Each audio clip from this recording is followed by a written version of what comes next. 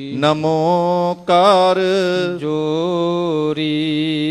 ਸ਼੍ਰੀ ਹਰਿ ਕ੍ਰਿਸ਼ਨ ਮਨਾਏ ਬਹੋਰੀ।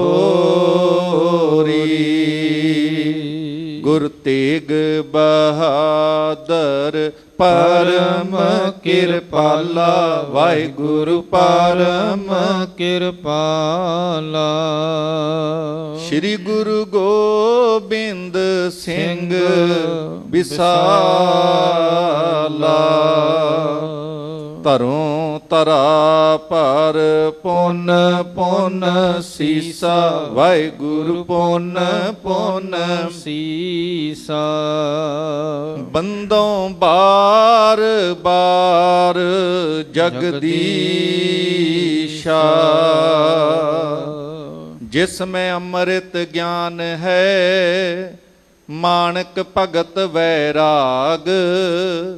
ਸ਼੍ਰੀ ਗੁਰੂ ਗ੍ਰੰਥ ਸਾਹਿਬ ਉਦਦ ਬੰਦੋਂ ਕਰ ਅਨੁਰਾਗ। ਸ਼੍ਰੀ ਗੁਰ ਸ਼ਬਦ ਕਮਾਏ ਪੁੰਨ। ਜੀਤੇ ਪੰਚ ਵਿਕਾਰ। ਤਿਨ ਸੰਤਨ ਕੋ ਬੰਦਨਾ। ਸਿਰ ਚਰਨਨ ਪਰ ਧਾਰ। ਏਕ ਓੰਕਾਰਾ ਸਤਿਗੁਰੂ ਤੇ ਪ੍ਰਸਾਦ ਸਤ ਹੋਏ। ਵਾਹਿਗੁਰੂ ਜੀ ਕੀ ਫਤਿਹ।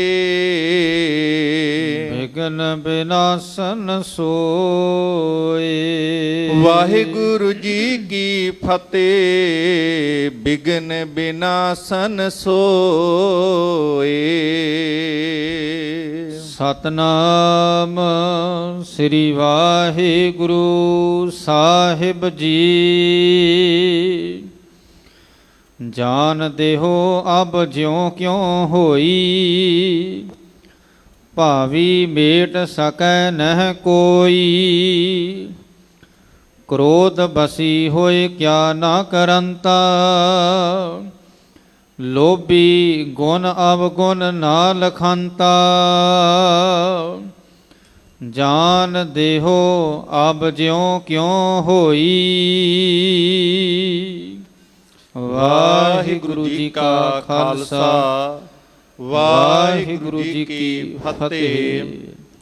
ਚਵਰ ਛਤਰ ਤਖਤ ਦੇ ਮਾਲਕ ਸਮੁੱਚੀ ਮਨੁੱਖਤਾ ਸਰਵ ਕਾਇਨਾਤ ਦੇ ਰਹਿਬਰ ਦਸਾਂ ਹੀ ਪਾਤਸ਼ਾਹੀਆਂ ਦੀ ਜੋਤ ਸ਼ਬਦ ਬ੍ਰਹਮ ਸ਼ਬਦਾ ਅਵਤਾਰ ਸਤਿਗੁਰੂ ਧੰਨ ਧੰਨ ਸਾਹਿਬ ਸ਼੍ਰੀ ਗੁਰੂ ਗ੍ਰੰਥ ਸਾਹਿਬ ਮਹਾਰਾਜ ਸੱਚੇ ਪਾਤਸ਼ਾਹ ਜੀ ਦੀ ਮੁਬਾਰਕ ਗੋਦ ਦੇ ਅੰਦਰ ਸ਼ਹੀਦਾਂ ਦੇ ਸਰਤਾਜ ਧੰਨ ਧੰਨ ਸ਼੍ਰੀ ਗੁਰੂ ਅਰਜਨ ਦੇਵ ਜੀ ਮਹਾਰਾਜ ਸਤਿਗੁਰਾਂ ਦੀ ਬਖਸ਼ਿਸ਼ ਪ੍ਰਾਪਤ ਪਾਵਨ ਗੁਰ ਅਸਥਾਨ ਗੁਰਦੁਆਰਾ ਮੰਜੀ ਸਾਹਿਬ ਦੀਵਾਨ ਹਾਲ ਸ਼੍ਰੀ ਅੰਮ੍ਰਿਤਸਰ ਸਾਹਿਬ ਵਿਖੇ ਧੰਨ ਧੰਨ ਸ਼੍ਰੀ ਗੁਰੂ ਰਾਮਦਾਸ ਪਾਤਸ਼ਾਹ ਮਹਾਰਾਜ ਜੀ ਦੇ ਪਾਵਨ ਸੱਚਖੰਡ ਦਰਬਾਰ ਦੀਆਂ ਹਾਜ਼ਰੀਆਂ ਭਰ ਕੇ ਅੰਮ੍ਰਿਤ ਸਰੋਵਰ ਵਿੱਚ ਇਸ਼ਨਾਨ ਕਰਕੇ ਗੁਰਦੁਆਰਾ ਮੰਜੀ ਸਾਹਿਬ ਦੀਵਾਨ ਹਾਲ ਵਿਖੇ ਜੁੜ ਕੇ ਆਪ ਸਾਰੀ ਸੰਗਤ ਦਿਨ ਦੇ ਚੌਥੇ ਪਹਿਰ ਦੇ ਦੀਵਾਨਾਂ ਵਿੱਚ ਰਾਗੀ ਸਿੰਘਾਂ ਪਾਸੋਂ ਬੜੇ ਪਿਆਰ ਦੇ ਨਾਲ ਗੁਰਬਾਣੀ ਦਾ ਕੀਰਤਨ ਸਰਵਣ ਕਰ ਰਹੇ ਸੋ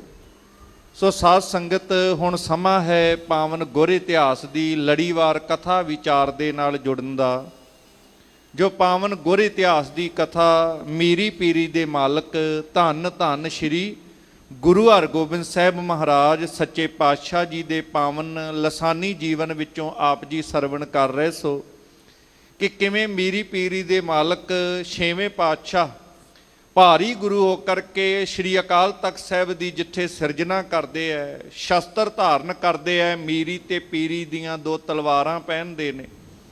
ਆਪ ਸਤਿਗੁਰੂ ਪਾਤਸ਼ਾਹ ਮਹਾਰਾਜ ਜਿੱਥੇ ਸ਼ਸਤਰਾਂ ਦਾ ਅਭਿਆਸ ਕਰਦੇ ਐ ਸਿੱਖਾਂ ਨੂੰ ਸ਼ਸਤਰਾਂ ਦਾ ਅਭਿਆਸ ਕਰਵਾਉਂਦੇ ਐ ਜਿਹਨੂੰ ਵੇਖ ਵੇਖ ਕੇ ਦੇਸ਼ ਵਿਦੇਸ਼ ਦੇ ਵਿੱਚ ਸਤਿਗੁਰੂ ਪਾਤਸ਼ਾਹ ਦਾ ਸੰਗਤਾਂ ਜਸ ਗਾਉਣ ਲੱਗ ਪਈਆਂ ਨੇ ਵਡਿਆਈ ਕਰਨ ਲੱਗ ਪਈਆਂ ਨਾਲ ਇਹ ਚਰਚਾ ਵੀ ਕਰਨ ਲੱਗ ਪਈਆਂ ਕਿ ਚੰਦੂ ਵਰਗੇ ਜਿਸ ਪਾਪੀ ਨੇ ਗੁਰੂ ਅਰਜਨ ਸਾਹਿਬ ਪਾਤਸ਼ਾਹ ਮਹਾਰਾਜ ਜੀ ਨੂੰ ਤਤੀ ਤਵੀ ਤੇ ਬਿਠਾ ਕੇ ਗਰਮ ਰੇਤਾ ਸੀਸ ਵਿੱਚ ਪਾ ਕੇ ਦੇਗ ਵਿੱਚ ਉਬਾਲੇ ਦੇ ਕਰਕੇ ਸ਼ਹੀਦ ਕੀਤਾ ਹੈ।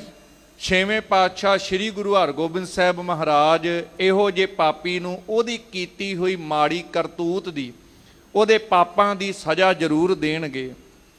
ਇਸੇ ਤਰੀਕੇ ਨਾਲ ਜਿੱਥੇ ਗੁਰੂ ਕਾ ਜਸ ਸਾਰੀ ਸੰਗਤ ਵਿੱਚ ਫੈਲਦਾ ਹੈ, ਚੰਦੂ ਪਾਪੀ ਦੇ ਕੰਨਾਂ ਦੇ ਵਿੱਚ ਵੀ ਇਹ ਖਬਰ ਪਹੁੰਚ ਜਾਂਦੀ ਹੈ।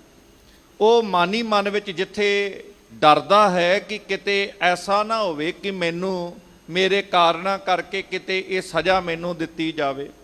ਮਨ 'ਚ ਬੇਚੈਨ ਹੈ। ਉਹਦੀ ਘਰ ਵਾਲੀ ਉਹਨੂੰ ਸਲਾਹ ਦਿੰਦੀ ਹੈ ਕਿ ਪਹਿਲਾਂ ਤੁਸੀਂ ਮਾੜਾ ਕਰਮ ਕੀਤਾ ਹੈ, ਚੰਗਾ ਹੋਵੇ ਜੇ ਸ੍ਰੀ ਗੁਰੂ ਹਰਗੋਬਿੰਦ ਸਾਹਿਬ ਮਹਾਰਾਜ ਜੀ ਨਾਲ ਤੁਹਾਡਾ ਮੇਲ ਜੋਲ ਹੋ ਜਾਵੇ।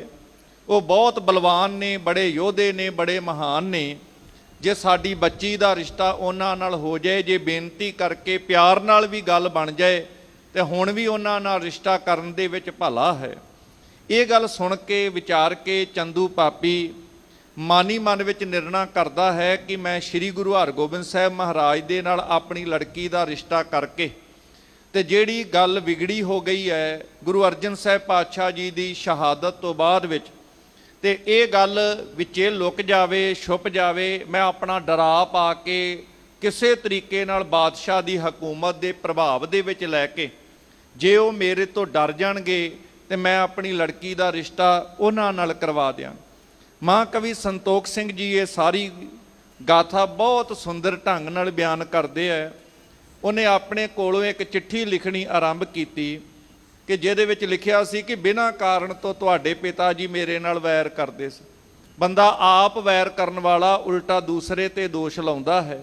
ਨਿਰਵੈਰ ਸਰੂਪ ਸਤਿਗੁਰੂ ਪਾਤਸ਼ਾਹ ਮਹਾਰਾਜ ਦੇ ਪ੍ਰਤੀ ਇਸ ਤਰ੍ਹਾਂ ਇਹਦੀ ਮਾੜੀ ਸੋਚ ਹੈ ਕਿ ਤੁਹਾਡੇ ਜਿਹੜੇ ਸਿੱਖ ਨੇ ਉਹਨਾਂ ਗੱਲਾਂ ਵਧਾ ਚੜਾ ਕੇ ਬਿਆਨ ਕੀਤੀਆਂ ਹਨ, ਜਦਕਿ ਐਸੀ ਗੱਲ ਨਹੀਂ ਹੈ। ਤੁਸੀਂ ਇਹਨਾਂ ਤੇ ਵਿਸ਼ਵਾਸ ਨਾ ਕਰਨਾ ਕਰੋ ਕਿ ਉਹ ਜੋ ਗੱਲ ਹੈ, ਜਿਸ ਤਰੀਕੇ ਨਾਲ ਗਰੀਬ ਸਿੱਖ ਨੇ, ਉਹ ਕਈ ਵਾਰ ਗੱਲ ਕੁਝ ਹੋਰ ਹੁੰਦੀ ਹੈ ਤੇ ਕਹਿ ਕੁਝ ਹੋਰ ਦਿੰਦੇ ਹਨ ਤੇ ਤੁਹਾਡੇ ਕੋਲ ਆ ਕੇ ਸੱਚ ਨਹੀਂ ਦੱਸਦੇ ਨੇ। ਇਸ ਤਰ੍ਹਾਂ ਸਿੱਖਾਂ ਦੇ ਖਿਲਾਫ ਫਿਰ ਇਸ ਤਰ੍ਹਾਂ ਭੜਕਾਉਣ ਵਾਲੇ ਬਚਨ ਲਿਖਵਾਉਂਦਾ ਹੈ। ਜਿਵੇਂ ਸਤਿਗੁਰੂ ਪਾਤਸ਼ਾਹ ਮਹਾਰਾਜ ਦੇ ਕੋਲ ਆਪਣੇ ਦੂਤ ਭੇਜਣ ਦਾ ਇਹ ਯਤਨ ਕਰਦਾ ਹੈ ਤੇ ਕਿਵੇਂ ਸਤਿਗੁਰੂ ਪਾਤਸ਼ਾਹ ਦੇ ਕੋਲ ਇਹ ਦੂਤ ਪਹੁੰਚਦੇ ਨੇ, ਇਹ ਸਾਰਾ ਪ੍ਰਸੰਗ ਆਪ ਜੀ ਨੇ ਸਰਵਣ ਕਰਨਾ ਹੈ। ਉਸ ਤੋਂ ਪਹਿਲਾਂ ਮਨ ਬਿਰਤੀਆਂ ਗੁਰੂ ਕੇ ਚਰਨਾਂ ਵਿੱਚ ਟਿਕਾਈਏ ਤੇ ਸਾਰੀ ਸੰਗਤ ਰਸਨਾ ਤੋਂ ਪਿਆਰ ਦੇ ਨਾਲ ਉਚਾਰਨ ਕਰੋ ਜੀ, ਸਤਨਾਮ ਸ਼੍ਰੀ ਵਾਹਿਗੁਰੂ ਸਾਹਿਬ ਜੀ। ਸਤਨਾਮ ਸ੍ਰੀ ਵਾਹਿਗੁਰੂ ਸਾਹਿਬ ਜੀ। ਜਾਨ ਦੇਹੋ ਅਬ ਜਿਉ ਕਿਉ ਹੋਈ। ਆਪਣੇ ਵੱਲੋਂ ਇਹ ਚਿੱਠੀ ਲਿਖਵਾਉਂਦਾ ਹੈ ਕਿ ਹੁਣ ਜਿਹੜੀ ਗੱਲ ਹੋਈ ਸੋ ਹੋਈ, ਉਹ ਬੀਤ ਗਈ ਹੈ। ਉਹ ਪਿਛਲੀ ਗੱਲ ਨੂੰ ਹੁਣ ਤੁਸੀਂ ਭੁੱਲ ਜਾਣਾ ਕਰੋ। ਭਾਵੀ ਮੇਟ ਸਕੈ ਨਹਿ ਕੋਈ। ਆਪਣੇ ਵੱਲੋਂ ਮਾੜੇ ਕਰਮ ਕਰਕੇ ਸਤਿਗੁਰੂ ਪਾਤਸ਼ਾਹ ਮਹਾਰਾਜ ਜੀ ਨੂੰ ਤਸੀਹੇ ਦੇਣ ਵਾਲਾ, ਵੈਰ ਕਮਾਉਣ ਵਾਲਾ ਚੰਦੂ ਪਾਪੀ, ਇਹ ਸਾਰੀ ਘਟਨਾ ਜਿਹੜੀ ਹੋਈ ਗੁਰੂ ਅਰਜਨ ਸਾਹਿਬ ਜੀ ਦੀ ਸ਼ਹਾਦਤ ਦੀ, ਇਹਨੂੰ ਕੇਵਲ ਭਾਵੀ ਦੱਸ ਕਰਕੇ ਆਪਣੇ ਆਪ ਨੂੰ ਦੋਸ਼ ਮੁਕਤ ਹੋਣ ਦਾ ਯਤਨ ਕਰਦਾ ਕਿ ਇਹ ਭਾਵੀ ਨੂੰ ਭਲਾ ਕੌਣ ਮੇਟ ਸਕਦਾ ਹੈ। ਕ੍ਰੋਧ ਬਸੀ ਹੋਏ ਕਿਆ ਨਾ ਕਰੰਤਾ। ਕਿ ਬੰਦਾ ਜਦੋਂ ਕ੍ਰੋਧ ਦੇ ਵਸ ਵਿੱਚ ਹੋ ਜਾਏ ਫਿਰ ਕ੍ਰੋਧ ਦੇ ਵਿੱਚ ਕੀ ਕੁਝ ਨਹੀਂ ਕਰਦਾ ਹੈ। ਲੋਭੀ ਗੁਣ ਅਵਗੁਣ ਨਾ ਲਖੰਤਾ। ਤੇ ਜਿਹੜਾ ਲਾਲਚੀ ਬੰਦਾ ਹੈ ਉਹ ਵੀ ਔਗਣ ਤੇ ਗੁਣ ਕਿਸੇ ਪ੍ਰਕਾਰ ਦੀ ਉਹਨੂੰ ਸਮਝ ਨਹੀਂ ਆਉਂਦੀ। ਲਾਲਚੀ ਬੰਦਾ ਵੀ ਜਿਹੜਾ ਹੈ ਸਹੀ ਗਲਤ ਦੀ ਪਹਿਚਾਣ ਨਹੀਂ ਕਰ ਪਾਉਂਦਾ। ਜਿਹੜਾ ਕ੍ਰੋਧੀ ਬੰਦਾ ਹੈ ਉਹ ਵੀ ਸਹੀ ਗਲਤ ਦੀ ਪਹਿਚਾਣ ਨਹੀਂ ਕਰ ਪਾਉਂਦਾ ਹੈ। ਇਹ ਮਮ ਸੁਤਾ ਕਰੋ ਨਿਜ ਦਾਸੀ। ਕਿ ਮੇਰੀ ਜਿਹੜੀ ਪੁੱਤਰੀ ਹੈ, ਸ੍ਰੀ ਗੁਰੂ ਹਰਗੋਬਿੰਦ ਸਾਹਿਬ ਮਹਾਰਾਜ ਨੂੰ ਇਹ ਚਿੱਠੀ ਲਿਖ ਰਿਹਾ ਹੈ ਹੁਣ 6ਵੇਂ ਪਾਤਸ਼ਾਹ ਦੇ ਕੋਲ। 5ਵੇਂ ਪਾਤਸ਼ਾਹ ਸ਼ਹੀਦ ਹੋ ਚੁੱਕੇ ਹੈ। ਇਸ ਤੋਂ ਬਾਅਦ ਵਿੱਚ ਵੀ ਇਹ ਆਪਣੀਆਂ ਚਾਲਾਂ ਚੱਲ ਰਿਹਾ ਹੈ। ਮਹਾਂਕਵੀ ਜੀ ਜ਼ਿਕਰ ਕਰਦੇ ਨੇ, ਚਿੱਠੀ ਵਿੱਚ ਜ਼ਿਕਰ ਕਰਦਾ ਹੈ, ਮੇਰੀ ਪੁੱਤਰੀ ਨੂੰ ਤੁਸੀਂ ਆਪਣੀ ਦਾਸੀ ਬਣਾਉਣਾ ਕਰੋ। ਜਸ ਸੁਤ ਵਿਆਹੋ ਲਿਜਾਵੋ ਪਾਸੀ। ਕਹਿੰਦੇ ਚੰਗੀ ਤਰੀਕੇ ਦੇ ਨਾਲ ਵਡਿਆਈ ਸਹਿਤ ਇਹਨੂੰ ਵਿਆਹ ਕਰਕੇ ਤੁਸੀਂ ਆਪਣੇ ਕੋਲ ਲੈ ਜਾਣਾ ਕਰੋ। ਦੋਨੋਂ ਦਿਸ਼ ਤੇ ਮਿਟੇ ਕਲੇਸ਼ੋ। ਜਿਸ ਕਰਕੇ ਦੋਨੋਂ ਪਾਸੇ ਦੀ ਜਿਹੜੀ ਲੜਾਈ ਹੈ ਇਹ ਝਗੜਾ ਮਿਟ ਜਾਵੇ। ਹਮ ਤਮ ਸਾਕ ਆਨੰਦ ਵਿਸ਼ੇਸ਼ੋ। ਤੇ ਇਸ ਤਰ੍ਹਾਂ ਸਾਡਾ ਤੇ ਤੁਹਾਡਾ ਜਿਹੜਾ ਇਹ ਸਾਕ ਹੈ ਬੜਾ ਵੱਡਾ ਆਨੰਦ ਸਾਰੇ ਪਾਸੇ ਬਣ ਜਾਵੇਗਾ, ਖੁਸ਼ੀਆਂ ਬਣ ਜਾਣਗੀਆਂ। ਭਲੀ ਬਾਤ ਤਉ ਮਾਨੋ ਐਸੋ। ਇਸ ਕਰਕੇ ਇਹ ਚੰਗੀ ਗੱਲ ਇਹੀ ਹੋਏਗੀ ਜੇ ਤੁਸੀਂ ਮੇਰੀ ਗੱਲ ਮੰਨ ਲੈਣਾ ਕਰੋ। ਸੰਦ ਬਿਆ ਕਰ ਜੈਸੀ ਕੈਸੋ। ਕਹਿੰਦੇ ਕਿਸੇ ਵੀ ਤਰੀਕੇ ਦੇ ਨਾਲ ਜਿਵੇਂ ਕਿਵੇਂ ਹੋ ਸਕੇ ਇਹ ਵਿਆਹ ਦਾ ਮੇਲ ਬਣਾ ਲਵੋ, ਇਹ ਵਿਆਹ ਦਾ ਮੇਲ ਹੋ ਜਾਵੇ, ਇਹੀ ਬਾਤ ਚੰਗੀ ਹੈ ਤੇ ਗੱਲ ਠੀਕ ਹੋਵੇਗੀ। ਜੇ ਕਰ ਪਿਤ ਕੋ ਬੈਰ ਸੰਭਾਰੋ। ਨਾਲ ਨਾਲ ਇਹਦੇ ਮਨ ਦਾ ਹੰਕਾਰ ਵੀ ਉਛਲਦਾ ਜਾਂਦਾ ਹੈ ਤੇ ਨਾਲ ਅੰਦਰ ਮਨ ਭਾਵੇਂ ਡਰਦਾ ਹੈ ਪਰ ਆਲੇ ਦੁਆਲੇ ਦੇ ਲੋਕਾਂ ਦੇ ਵਿੱਚ ਇਹ ਦੱਸਣ ਲਈ ਕਿ ਮੈਂ ਡਰਦਾ ਨਹੀਂ। ਇਸ ਤਰੀਕੇ ਦੇ ਹੰਕਾਰੀ ਬੋਲ ਵੀ ਨਾਲ ਨਾਲ ਬੋਲਦਾ ਹੈ ਤੇ ਚਿੱਠੀ ਲਿਖਾਉਂਦਿਆਂ ਇਹ ਲਿਖਵਾ ਰਿਹਾ ਹੈ ਕਿ ਜੇਕਰ ਤੁਸੀਂ ਆਪਣੇ ਪਿਤਾ ਦਾ ਵੈਰ ਭਾਵ ਜਿਹੜੀ ਮੈਂ ਉਹਨਾਂ ਦੇ ਨਾਲ ਇਸ ਤਰੀਕੇ ਦੇ ਨਾਲ ਕਾਰਜ ਕੀਤਾ ਹੈ, ਜੇ ਤੁਸੀਂ ਉਸ ਚੀਜ਼ ਦਾ ਬਦਲਾ ਲੈਣਾ ਚਾਹੋਗੇ, ਪਿਤਾ ਦਾ ਵੈਰ ਸੰਭਾਲੋਗੇ, ਉਹਨੂੰ ਯਾਦ ਰੱਖੋਗੇ। ਮੁਝ ਕੋ ਹਤ ਬੇਹੇਤ ਉਚਾਰੋ। ਤੇ ਜੇ ਤੁਸੀਂ ਸੋਚੋਗੇ ਕਿ ਤੁਸੀਂ ਮੈਨੂੰ ਖਤਮ ਕਰ ਦਿਓਗੇ, ਮੈਨੂੰ ਮਾਰ ਦੇਵੋਗੇ, ਤਉ ਸੁਨ ਲਿਹੋ ਜਥਾ ਮੈਂ ਲਹਿਓ। ਫਿਰ ਚੰਗੀ ਤਰ੍ਹਾਂ ਮੇਰੀ ਗੱਲ ਨੂੰ ਧਿਆਨ ਦੇ ਨਾਲ ਸੁਣ ਲਓ। ਜਿਸ ਤਰੀਕੇ ਨਾਲ ਜੋ ਮੈਂ ਕੀਤਾ ਹੈ ਉਹਦੇ ਪਿੱਛੇ ਦਾ ਕਾਰਨ ਹੈ। ਤਉ ਪਿਤ ਮੋਕੋ ਕੂਕਰ ਕਹਿਓ। ਸਤਿਗੁਰ ਪਾਤਸ਼ਾਹ ਮਹਾਰਾਜ ਜਿਹੜੇ ਤੱਤੀ ਤਵੀ ਤੇ ਵੀ ਬੈਠ ਕੇ ਕਿਸੇ ਦੇ ਪ੍ਰਤੀ ਮਾੜਾ ਬੋਲ ਨਹੀਂ ਬੋਲਣ ਵਾਲੇ। ਮਿੱਠ ਬੋਲੜਾ ਜੀ ਹਰ ਸੱਜਣ ਸੁਆਮੀ ਮੋਰਾ, ਹਉ ਸੰਮਲ ਥੱਕੀ ਜੀ ਉਹ ਕਦੇ ਨਾ ਬੋਲੇ ਕੌਰਾ। ਮਿੱਠੇ ਬੋਲ ਬੋਲਣ ਵਾਲੇ ਸਤਿਗੁਰਾਂ ਦੇ ਪ੍ਰਤੀ ਇਹ ਝੂਠਾ ਇਲਜ਼ਾਮ ਲਾਉਂਦਾ ਹੈ ਕਿ ਤੇਰੇ ਪਿਤਾ ਨੇ, ਤੁਹਾਡੇ ਪਿਤਾ ਨੇ ਮੈਨੂੰ ਕੂਕਰ ਆਖਿਆ ਸੀ। ਲੱਗਿਓ ਗੈਲ ਮੈਂ ਹੋਵੇ ਕੈ ਸਵਾਨ।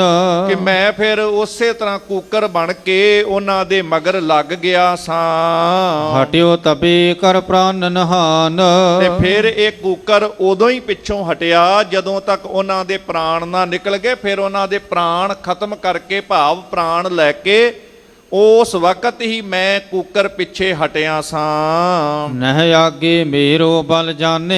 ਕਹਿੰਦੇ ਤੁਸੀਂ ਅੱਗੇ ਮੇਰੀ ਤਾਕਤ ਨੂੰ ਭਾਵੇਂ ਨਹੀਂ ਸੀ ਜਾਣਦੇ, ਤਬੇ ਮਰਨ ਪਾਲੇ ਪਛਾਨੇ। ਪਰ ਹੁਣ ਤੁਹਾਡੇ ਪਿਤਾ ਜੀ ਜਿਸ ਤਰੀਕੇ ਨਾਲ ਚੜ੍ਹਾਈ ਕਰ ਗਏ ਨੇ, ਉਹਨੇ ਮਰਨ ਸ਼ਬਦ ਵਰਤਿਆ ਹੈ, ਪਰ ਹੁਣ ਤੇ ਮੇਰੀ ਤਾਕਤ ਨੂੰ ਤੁਸੀਂ ਚੰਗੀ ਤਰ੍ਹਾਂ ਪਹਿਚਾਣ ਲਵੋਗੇ। ਅਬ ਤੋ ਜਾਣ ਲਿਓ ਨਿਰਧਾਰੇ। ਕਹਿੰਦੇ ਹੁਣ ਤਾਂ ਚੰਗੀ ਤਰੀਕੇ ਨਾਲ ਨਿਰਣਾ ਕਰਕੇ ਵਿਚਾਰ ਲਵੋ ਮੇਰੀ ਤਾਕਤ ਕੀ ਹੈ, ਕਿੱਥੋਂ ਤੱਕ ਮੇਰੀ ਪਹੁੰਚ ਹੈ। ਭਾਵ ਇਹਦੇ ਅੰਦਰ ਦਾ ਹੰਕਾਰ, ਆਪਣੇ ਅੰਦਰ ਦੇ ਉਸ ਹੰਕਾਰੀ ਬੋਲਾਂ ਦੇ ਰਾਹੀਂ ਸਤਿਗੁਰੂ ਪਾਤਸ਼ਾਹ ਨੂੰ ਫੇਰ ਡਰਾਉਣ ਵਾਸਤੇ ਚਿੱਠੀ ਵਿੱਚ ਇਹੋ ਜਿਹੇ ਬੋਲ ਲਿਖਵਾਉਂਦਾ ਹੈ। ਤਜੋ ਬੈਰ ਸ਼ੁਭ ਸੰਧ ਵਿਚਾਰੇ। ਇਸ ਕਰਕੇ ਮੇਰੇ ਨਾਲ ਤੁਹਾਡਾ ਵੈਰ ਠੀਕ ਨਹੀਂ ਹੈ। ਤੁਸੀਂ ਇਹ ਵੈਰ ਛੱਡ ਕੇ ਇਹ ਜਿਹੜਾ ਮੇਲ ਹੈ ਸਾਡਾ ਰਿਸ਼ਤਾ ਬਣ ਜਾਵੇ, ਉਹ ਤੁਸੀਂ ਕਾਰਜ ਕਰਨਾ ਕਰੋ। ਜੇ ਰਿਸ਼ਤਾ ਕਰਨਾ ਵੀ ਹੈ, ਨਿਮਰਤਾ ਅਜੇ ਵੀ ਨਹੀਂ ਦਿਖਾ ਰਿਹਾ, ਅਜੇ ਵੀ ਹੰਕਾਰ ਦੇ ਬੋਲ ਬੋਲਿਆ ਤੇ ਹੰਕਾਰੀ ਬੋਲਾਂ ਦੇ ਰਾਹੀਂ ਹੀ ਰਿਸ਼ਤਾ ਕਰਨਾ ਚਾਹ ਰਿਹਾ ਹੈ। ਤਬੇ ਦੂਤ ਨਿਜ ਨਿਕਟ ਬੁਲਾਏ। ਇਸ ਤਰ੍ਹਾਂ ਚਿੱਠੀ ਲਿਖਵਾ ਕਰਕੇ ਸ੍ਰੀ ਗੁਰੂ ਹਰਗੋਬਿੰਦ ਸਾਹਿਬ ਮਹਾਰਾਜ ਨੂੰ ਭੇਜਣ ਵਾਸਤੇ ਇਹਨੇ ਆਪਣੇ ਕੋਲੋਂ ਸੰਦੇਸ਼ ਲੈ ਕੇ ਜਾਣ ਵਾਲੇ ਜਿਹੜੇ ਦੂਤ ਸਨ ਉਹਨਾਂ ਨੂੰ ਕੋਲ ਬੁਲਾਇਆ ਚੰਦੂ ਪਾਪੀ ਨੇ, ਜਿਹੜਾ ਇਸ ਵਕਤ ਕਵੀ ਜੀ ਦੀ ਲਿਖਤ ਅਨੁਸਾਰ ਦਿੱਲੀ ਦੀ ਧਰਤੀ ਤੇ ਹੈ। ਮਿਰਦਲ ਨਿਠਰ ਬਚ ਕਹਿ ਸਮਝਾਏ। ਮਿੱਠੇ ਤੇ ਸਖਤ ਤਾੜਨਾ ਵਾਲੇ ਜਿਹੜੇ ਬੋਲ ਨੇ ਕਹਿ ਕੇ ਉਹ ਚੰਗੀ ਤਰੀਕੇ ਨਾਲ ਉਹਨਾਂ ਦੂਤਾਂ ਨੂੰ ਇਹ ਗੱਲ ਸਮਝਾਉਂਦਾ ਹੈ। ਬੋਹੇ ਪ੍ਰਤਾਪ ਸੁਨਾਵੋ ਮਹਾ। ਕਹਿੰਦੇ ਜਾ ਕਰਕੇ ਜਦੋਂ ਸ੍ਰੀ ਗੁਰੂ ਹਰਗੋਬਿੰਦ ਸਾਹਿਬ ਮਹਾਰਾਜ, ਸਾਰੀ ਸੰਗਤ ਗੁਰੂ ਚਰਨਾਂ ਵਿੱਚ ਇੱਕ ਵਾਰ ਪਿਆਰ ਨਾਲ ਆਖੀਏ ਮੀਰੀ ਪੀਰੀ ਵਾਲੇ ਧੰਨ ਸ਼੍ਰੀ ਗੁਰੂ ਹਰਗੋਬਿੰਦ ਸਾਹਿਬ ਮਹਾਰਾਜ। ਮੀਰੀ ਪੀਰੀ ਵਾਲੇ ਧੰਨ ਸ਼੍ਰੀ ਗੁਰੂ ਹਰਗੋਬਿੰਦ ਸਾਹਿਬ ਮਹਾਰਾਜ, ਉਹਨਾਂ ਦੀ ਵਡਿਆਈ ਮਹਾਨ ਹੈ।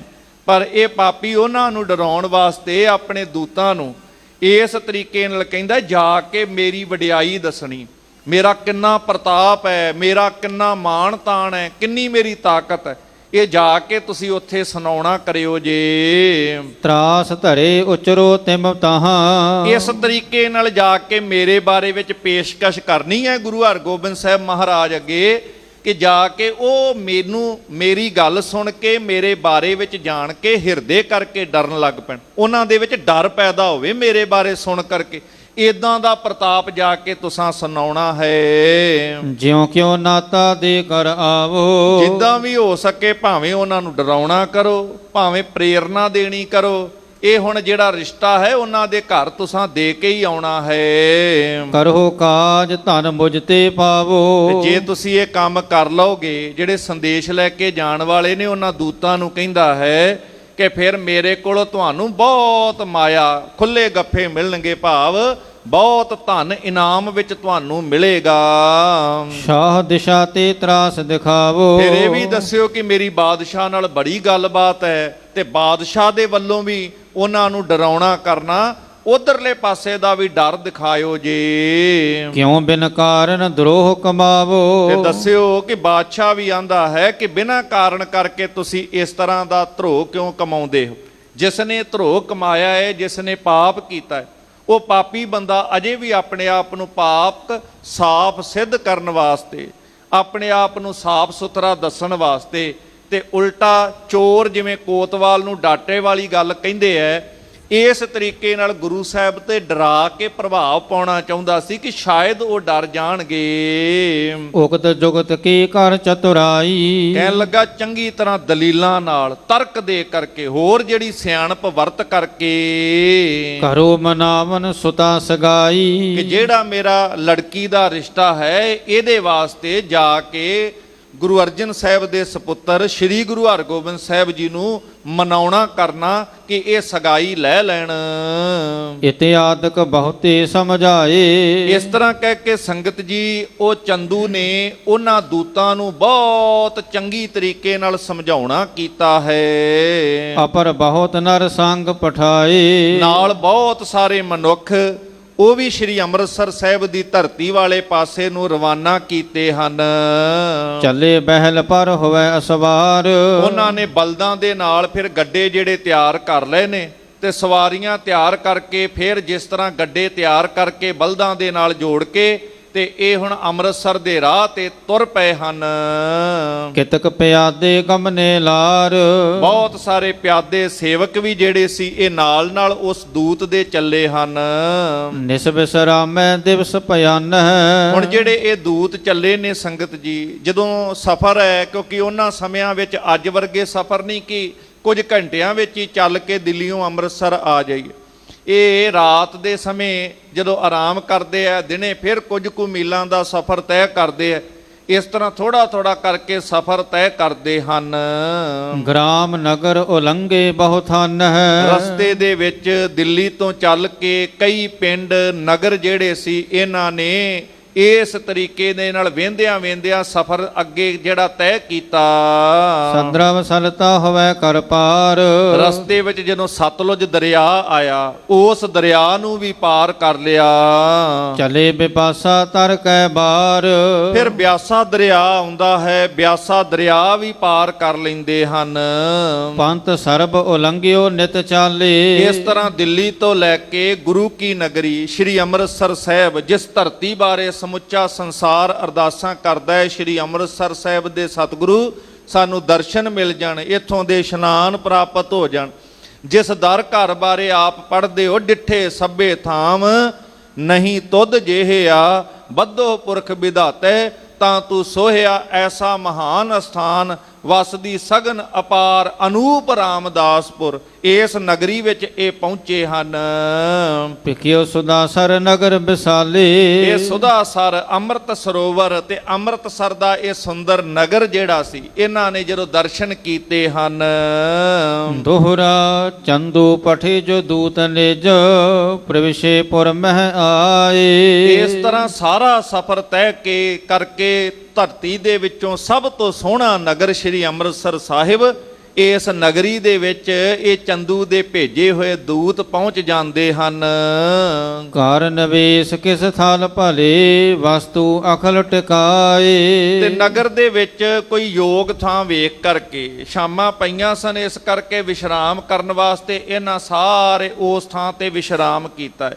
ਜਿਹੜੀਆਂ ਵਸਤੂਆਂ ਸਮੱਗਰੀ ਨਾਲ ਲਿਆਏ ਸੀ ਉਹ ਵੀ ਯੋਗ ਥਾਂ ਦੇ ਉੱਪਰ ਟਿਕਾ ਦਿੱਤੀ ਹੈ। ਇਸ ਤਰ੍ਹਾਂ ਇੱਕ ਥਾਂ ਤੇ ਇਹਨਾਂ ਡੇਰਾ ਕੀਤਾ ਹੈ। ਚਾਉ ਪਈ ਲਏ ਨੀਰ ਕਰ ਚਰਨ ਪਖਾਰੇ। ਫਿਰ ਜਲ ਦੇ ਨਾਲ ਇਹਨਾਂ ਨੇ ਹੱਥ ਮੂੰਹ ਧੋਤਾ, ਇਸ਼ਨਾਨ ਆਦਿਕ ਕੀਤਾ, ਪੈਰ ਧੋਤੇ ਨੇ। ਜਦੋਂ ਗੁਰੂ ਕੇ ਸਥਾਨ ਵਾਲੇ ਪਾਸੇ ਜਾਣਾ, ਅੱਜ ਵੀ ਅਸੀਂ ਹੱਥ ਮੂੰਹ ਧੋ ਕੇ ਤੇ ਜਿਵੇਂ ਪੈਰ ਧੋ ਕਰਕੇ ਸੇਵਾਦਾਰ ਵੀਰ ਉੱਥੇ ਬਾਰ-ਬਾਰ ਬੇਨਤੀ ਕਰ ਦਿੰਦੇ ਆ, ਪੈਰ ਧੋ ਕੇ ਜਾਓ, ਇਸ ਤਰ੍ਹਾਂ ਕਰਕੇ ਉਦੋਂ ਵੀ ਇਹਨਾਂ ਚੰਗੀ ਤਰ੍ਹਾਂ ਹੱਥ ਪੈਰ ਧੋਤੇ ਹਨ। ਪਹਿਰੇ ਬਸਤਰ ਮੋਲ ਜਿਨ ਭਾਰੇ, ਬੜੇ ਸੋਹਣੇ ਇਹਨਾਂ ਨੇ ਸਾਫ਼ ਸੁਥਰੇ ਹੋ ਕੇ ਵਸਤਰ ਧਾਰਨ ਕੀਤੇ, ਬੜੇ ਮਹਿੰਗੇ ਕੱਪੜੇ ਇਹਨਾਂ ਪਹਿਨੇ ਸਨ। ਸਤਿਗੁਰ ਕੀ ਸੁਧ ਸੁਨ ਕਰ ਆਨ, ਤੇ ਪਤਾ ਲੱਗਾ ਕਿ ਸਤਿਗੁਰੂ ਪਾਤਸ਼ਾਹ ਮਹਾਰਾਜ ਕਿੱਥੇ ਹਨ। ਸਤਿਗੁਰਾਂ ਦੀ ਖਬਰ ਕਿਸੇ ਸਿੱਖ ਦੇ ਕੋਲੋਂ ਜਦੋਂ ਪੁੱਛੀ ਹੈ, ਅਹੈ ਅਕਾਲ ਤਖਤ ਕੇ ਥਾਨ, ਕਹਿਣ ਲੱਗੇ ਇੱਕ ਸਿੱਖ ਨੇ ਦੱਸਿਆ ਕਿ ਉਸ ਵਕਤ ਸਤਿਗੁਰੂ ਜੀ ਮਹਾਰਾਜ ਇਸ ਵਕਤ ਸ਼੍ਰੀ ਅਕਾਲ ਤਖਤ ਸਾਹਿਬ ਜੀ ਦੇ ਮਹਾਨ ਅਸਥਾਨ ਦੇ ਉੱਪਰ ਹੋਣਗੇ। ਇੱਕ ਤੇ ਦੁਨੀਆ ਦੇ ਵਿੱਚ ਤਖਤ ਬਾਰੇ ਸੁਣਿਆ ਸੀ, ਪਰ ਇਹ ਅਕਾਲ ਦਾ ਤਖਤ ਸੁਣ ਕਰਕੇ ਇਹ ਬੜੇ ਵਿਸਮਾਦ ਵਿੱਚ ਆਏ, ਹੈਰਾਨ ਹੋਏ। ਸਿੱਖ ਨੇ ਕਿਸੇ ਦੱਸਿਆ ਕਿ ਸਤਿਗੁਰੂ ਪਾਤਸ਼ਾਹ ਮਹਾਰਾਜ ਸੱਚਖੰਡ ਸ਼੍ਰੀ ਹਰਿਮੰਦਰ ਸਾਹਿਬ ਦੇ ਸਾਹਮਣੇ ਸ਼੍ਰੀ ਅਕਾਲ ਤਖਤ ਸਾਹਿਬ ਦੇ ਅਸਥਾਨ ਤੇ ਸੁੰਦਰ ਸਥਾਨਾਂ ਤੇ ਸ਼ੋਭਨੀਕ ਹਨ। ਆਨ ਪਹੁੰਚੇ ਬੀਜ ਦੀਵਾਨ, ਤੇ ਸੰਗਤ ਜੀ ਉੱਥੇ ਸ਼੍ਰੀ ਅਕਾਲ ਤਖਤ ਸਾਹਿਬ ਜੀ ਦੇ ਅਸਥਾਨ ਤੇ ਸਾਹਮਣੇ ਸੁੰਦਰ ਦੀਵਾਨ ਸੱਜੇ ਹੋਏ ਸਨ, ਤੇ ਇਹ ਵੀ ਉਹਨਾਂ ਸੁੰਦਰ ਦੀਵਾਨਾਂ ਦੇ ਵਿੱਚ ਇਹ ਚੰਦੂ ਦੇ ਭੇਜੇ ਦੂਤ ਪਹੁੰਚਦੇ ਹਨ।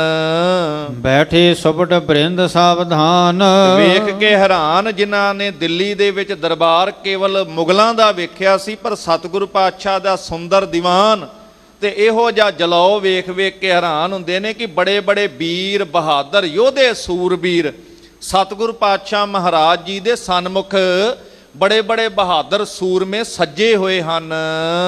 ਤੋਮਰ ਤੁਪਕ ਤੀਰ ਤਲਵਾਰ, ਜਿਨ੍ਹਾਂ ਦੇ ਹੱਥ ਦੇ ਵਿੱਚ ਬੜੇ ਸੁੰਦਰ ਜਿੱਥੇ ਨੇਜੇ ਉਹਨਾਂ ਨੇ ਬਰਸ਼ੇ ਪਕੜੇ ਹੋਏ ਹਨ, ਉਹਨਾਂ ਦੇ ਕੋਲ ਬੰਦੂਕਾਂ ਨੇ, ਤੀਰ ਤਲਵਾਰ ਇਸ ਤਰ੍ਹਾਂ ਦੇ ਸ਼ਸਤਰਾਂ ਦੇ ਨਾਲ ਪੂਰੀ ਤਰ੍ਹਾਂ ਸੱਜੇ ਹੋਏ ਹਨ। ਸੈਫ ਸਹਿਤੀ ਸੇਲ ਸੰਭਾਰ, ਇਸੇ ਤਰ੍ਹਾਂ ਸਿੱਧੀ ਜਿਹੜੀ ਤਲਵਾਰ ਸੈਫ, ਇਸੇ ਤਰ੍ਹਾਂ ਸਹਿਤੀ ਬਰਸ਼ੀ ਆਦਿਕ ਹੋਰ ਨੇਜੇ ਆਦਿਕ ਜਿਹੜੇ ਸੀ ਇਹਨਾਂ ਧਾਰਨ ਕੀਤੇ ਹਨ। ਸਿਪਰ ਸਰੋਹੀ ਸਾਂਗ ਧਰੰਤੇ, ਢਾਲਾਂ ਪਕੜੀਆਂ ਭਾਵ ਢਾਲਾਂ ਵੀ ਧਾਰਨ ਕੀਤੀਆਂ ਹੋਈਆਂ ਨੇ। ਸਰੋਹੀ ਜਿਹੜੀ ਰਾਜਪੂਤਾਨੇ ਦੇ ਇਲਾਕੇ ਦੇ ਵਿੱਚ ਇੱਕ ਸਰੋਹੀ ਨਾਂ ਦਾ ਸਥਾਨ, ਜਿੱਥੋਂ ਦੀ ਤਲਵਾਰ ਬੜੀ ਮਸ਼ਹੂਰ ਹੋਇਆ ਕਰਦੀ, ਇਸ ਕਰਕੇ ਉਸ ਤਲਵਾਰ ਦਾ ਨਾਂ ਹੀ ਸਰੋਹੀ ਪੈ ਗਿਆ। ਇਹੋ ਜੀਆਂ ਸੁੰਦਰ ਤੇ ਮਜ਼ਬੂਤ ਵੱਖ-ਵੱਖ ਇਲਾਕਿਆਂ ਦੇ ਵਿੱਚ ਜਿਹੜੀਆਂ ਉਸ ਵਕਤ ਮੰਨੀਆਂ ਹੋਈਆਂ ਤਲਵਾਰਾਂ ਸੀ, ਸ਼ਸਤਰ ਸੀਗੇ, ਇਹ ਸੂਰਮਿਆਂ ਨੇ, ਗੁਰੂ ਕੇ ਸਿੱਖਾਂ ਨੇ ਧਾਰਨ ਕੀਤੇ ਹੋਏ ਸਨ। ਢਾਲਾਂ ਵੀ ਨੇ, ਤਲਵਾਰਾਂ ਨੇ, ਨੇਜੇ ਨੇ, ਬਰਸ਼ੇ ਨੇ। ਇਹ ਵੇਖ ਕੇ ਸਾਰੇ ਹੈਰਾਨ ਨੇ ਕਿ ਬੰਦੂਕਾਂ ਆਦਿਕ ਉਹਨਾਂ ਨੇ ਧਾਰਨ ਕੀਤੀਆਂ ਹਨ। ਸ਼ਸਤਰ ਬਸਤਰ ਤੇ ਅਦਕ ਸੁਭੰਤੇ, ਇਸ ਤਰ੍ਹਾਂ ਸ਼ਸਤਰ ਬਸਤਰ ਸਿੱਖਾਂ ਨੇ ਧਾਰਨ ਕੀਤੇ ਆ। ਤਿਆਰ ਬਰ ਤਿਆਰ ਗੁਰੂ ਕੀ ਫੌਜ ਵੇਖਦੇ ਨੇ, ਛੇਵੇਂ ਪਾਤਸ਼ਾਹ ਦੇ ਕੋਲ ਸਿੱਖਾਂ ਦਾ ਜਲਾਲ ਵੇਖਦੇ ਨੇ, ਰੂਪ ਵੇਖਦੇ ਆ, ਜਿਹੜੇ ਬੜੇ ਸੋਹਣੇ ਸਿੱਖ ਸੱਜੇ ਹੋਏ ਲੱਗ ਰਹੇ ਸਨ। ਸ਼੍ਰੀ ਹਰਗੋਬਿੰਦ ਤਖਤ ਬਿਰਾਜੇ, ਆਪਣਾ ਧਿਆਨ ਸ਼੍ਰੀ ਅਕਾਲ ਤਖਤ ਸਾਹਿਬ ਜੀ ਦੇ ਉਸ ਸਥਾਨ ਤੇ ਲੈ ਚੱਲੋ, ਜਿਵੇਂ ਅੱਜ ਦੇ ਰੂਪ ਵਿੱਚ ਇਹ ਸੁੰਦਰ ਇਮਾਰਤ ਦੇ ਰੂਪ ਵਿੱਚ ਉਸਾਰੀ ਨਹੀਂ ਸੀ। ਸ਼੍ਰੀ ਅਕਾਲ ਤਖਤ ਸਾਹਿਬ ਦੇ ਰੂਪ ਵਿੱਚ ਜਿਹੜਾ ਉਹ ਪਾਵਨ ਥੜਾ, ਉਹ ਅਸਥਾਨ ਤਖਤ ਦੇ ਰੂਪ ਵਿੱਚ ਦੇਖਦੇ ਹੋ, ਜਿਹੜਾ ਅੱਜ ਸ਼ੀਸ਼ੇ ਦੇ ਅੰਦਰ ਬੰਦ, ਜਿਹੜਾ ਛੇਵੇਂ ਪਾਤਸ਼ਾਹ ਮਹਾਰਾਜ ਬਾਬਾ ਬੁੱਢਾ ਜੀ ਭਾਈ ਗੁਰਦਾਸ ਜੀ ਨੇ ਆਪ ਤਿਆਰ ਕਰਵਾਇਆ। ਕਿਸੇ ਰਾਜ ਮਿਸਤਰੀ ਨੇ ਹੱਥ ਨਹੀਂ ਲਗਾਇਆ, ਬੁੱਢੇ ਔਰ ਗੁਰਦਾਸ ਬਣਾਇਓ। ਇਹ ਸਤਿਗੁਰੂ ਪਾਤਸ਼ਾਹ ਮਹਾਰਾਜ ਜੀ ਨੇ ਆਪ ਉਹ ਅਕਾਲ ਤਖਤ ਸਾਹਿਬ ਦੀ ਸਿਰਜਣਾ ਕੀਤੀ। ਉਸ ਸਥਾਨ ਤੇ ਸਤਿਗੁਰੂ ਪਾਤਸ਼ਾਹ ਸ੍ਰੀ ਗੁਰੂ ਹਰਗੋਬਿੰਦ ਸਾਹਿਬ ਮਹਾਰਾਜ ਸੁੰਦਰ ਸਰੂਪ ਦੇ ਧਾਰਨੀ ਸੱਜੇ ਹੋਏ ਸਨ। ਬਿਰਦ ਨਿਬਾਹਨ ਲੋਚਨ ਲਾਜੇ, ਉਹਨਾਂ ਦੇ ਨੇਤਰ ਜਿਵੇਂ ਕੋਈ ਸ਼ਰਨ ਵਿੱਚ ਆ ਜੇ ਨਾ ਕਿ ਸਤਿਗੁਰੂ ਮੇਰੀ ਲਾਜ ਰੱਖ ਲਓ, ਤੇ ਉਹ ਨੇਤਰ ਸ਼ਰਨ ਆਏ ਦੀ ਲਾਜ ਰੱਖਣ ਵਾਲੇ, ਇਸ ਤਰ੍ਹਾਂ ਦਾ ਸਤਿਗੁਰੂ ਪਾਤਸ਼ਾਹ ਦਾ ਸਰੂਪ ਹੈ। ਤੇ ਉਹ ਨੇਤਰ ਵੀ ਸ਼ਰਨ ਆਏ ਦੀ ਲਾਜ ਰੱਖਣ ਵਾਲੇ, ਜਿਹਦੇ ਵੱਲ ਨਿਗਾਹ ਕਰਕੇ ਤੱਕ ਲੈਣ, ਉਹ ਸ਼ਰਨ ਆਏ ਨੂੰ ਸਤਿਗੁਰੂ ਪਾਤਸ਼ਾਹ ਲਾਜ ਰੱਖ ਕਰਕੇ ਹਰ ਤਰੀਕੇ ਨਾਲ ਕਿਰਤਾਰਥ ਕਰਨ ਵਾਲੇ ਹਨ। ਜੋਗਰ ਮੈਂ ਸ਼ੋਭਤ ਸ਼ਮਸ਼ੇਰ, ਤੇ ਗੱਲ ਦੇ ਅੰਦਰ ਸਤਿਗੁਰੂ ਪਾਤਸ਼ਾਹ ਨੇ ਦੋ ਤਲਵਾਰਾਂ ਜਿਵੇਂ ਧਾਰਨ ਕੀਤੀਆਂ ਨੇ ਗਾਤਰੇ ਵਾਲੀਆਂ, ਤੇ ਸੁੰਦਰ ਸ਼ਮਸ਼ੀਰਾਂ, ਇੱਕ ਮੀਰੀ ਦੀ ਤੇ ਇੱਕ ਪੀਰੀ ਦੀ, ਇਹ ਵੀ ਧਾਰਨ ਕੀਤੀਆਂ ਹਨ। ਜੋਰੇ ਪਕੋ ਦਾਰਨ ਸ਼ਮਸ਼ੇਰ, ਜਿਵੇਂ ਕੋਈ ਸ਼ੇਰ ਕਿਸੇ ਦੁਸ਼ਮਣ ਨੂੰ ਪਾੜ ਕੇ ਵੱਖਰਾ ਕਰ ਦਵੇ, ਵੈਰੀ ਦਾ ਸੀਨਾ ਪਾੜਨ ਵਾਲੀਆਂ, ਵੈਰੀ ਦਾ ਨਾਸ਼ ਕਰਨ ਵਾਲੀਆਂ, ਸ਼ੇਰ ਸਮਾਨ ਇਹੋ ਜਿਹੇ ਸਤਿਗੁਰੂ ਪਾਤਸ਼ਾਹ ਦਾ ਸਰੂਪ ਤੇ ਸੁੰਦਰ ਮੀਰੀ ਪੀਰੀ ਦੀਆਂ ਦੋ ਤਲਵਾਰਾਂ ਪਹਿਨ ਕੇ ਸਤਿਗੁਰੂ ਸੱਜੇ ਹਨ। ਧਨੁਖ ਨਿਠਰ ਬੜ ਧਰਿਓ ਅਗਾਰੀ। ਬਹੁਤ ਵੱਡਾ ਧਨੁਖ ਸਤਿਗੁਰੂ ਪਾਤਸ਼ਾਹ ਮਹਾਰਾਜ ਦੇ ਅੱਗੇ ਰੱਖਿਆ ਹੋਇਆ ਹੈ। ਫੇਰਤ ਸਰ ਚੁਟਕੀ ਕਰ ਧਾਰੀ। ਏਦਾਂ ਸ਼ੋਭਾ ਪਾ ਰਿਹਾ ਹੈ ਸਤਿਗੁਰਾਂ ਦੇ ਸਨਮੁਖ ਉਹ ਧਨੁਖ, ਜਿਹੜਾ ਆਮ ਬੰਦਾ ਹੱਥ ਨਾਲ ਚੁੱਕਣਾ ਚਾਵੇ ਚੁੱਕਿਆ ਨਾ ਜਾਵੇ।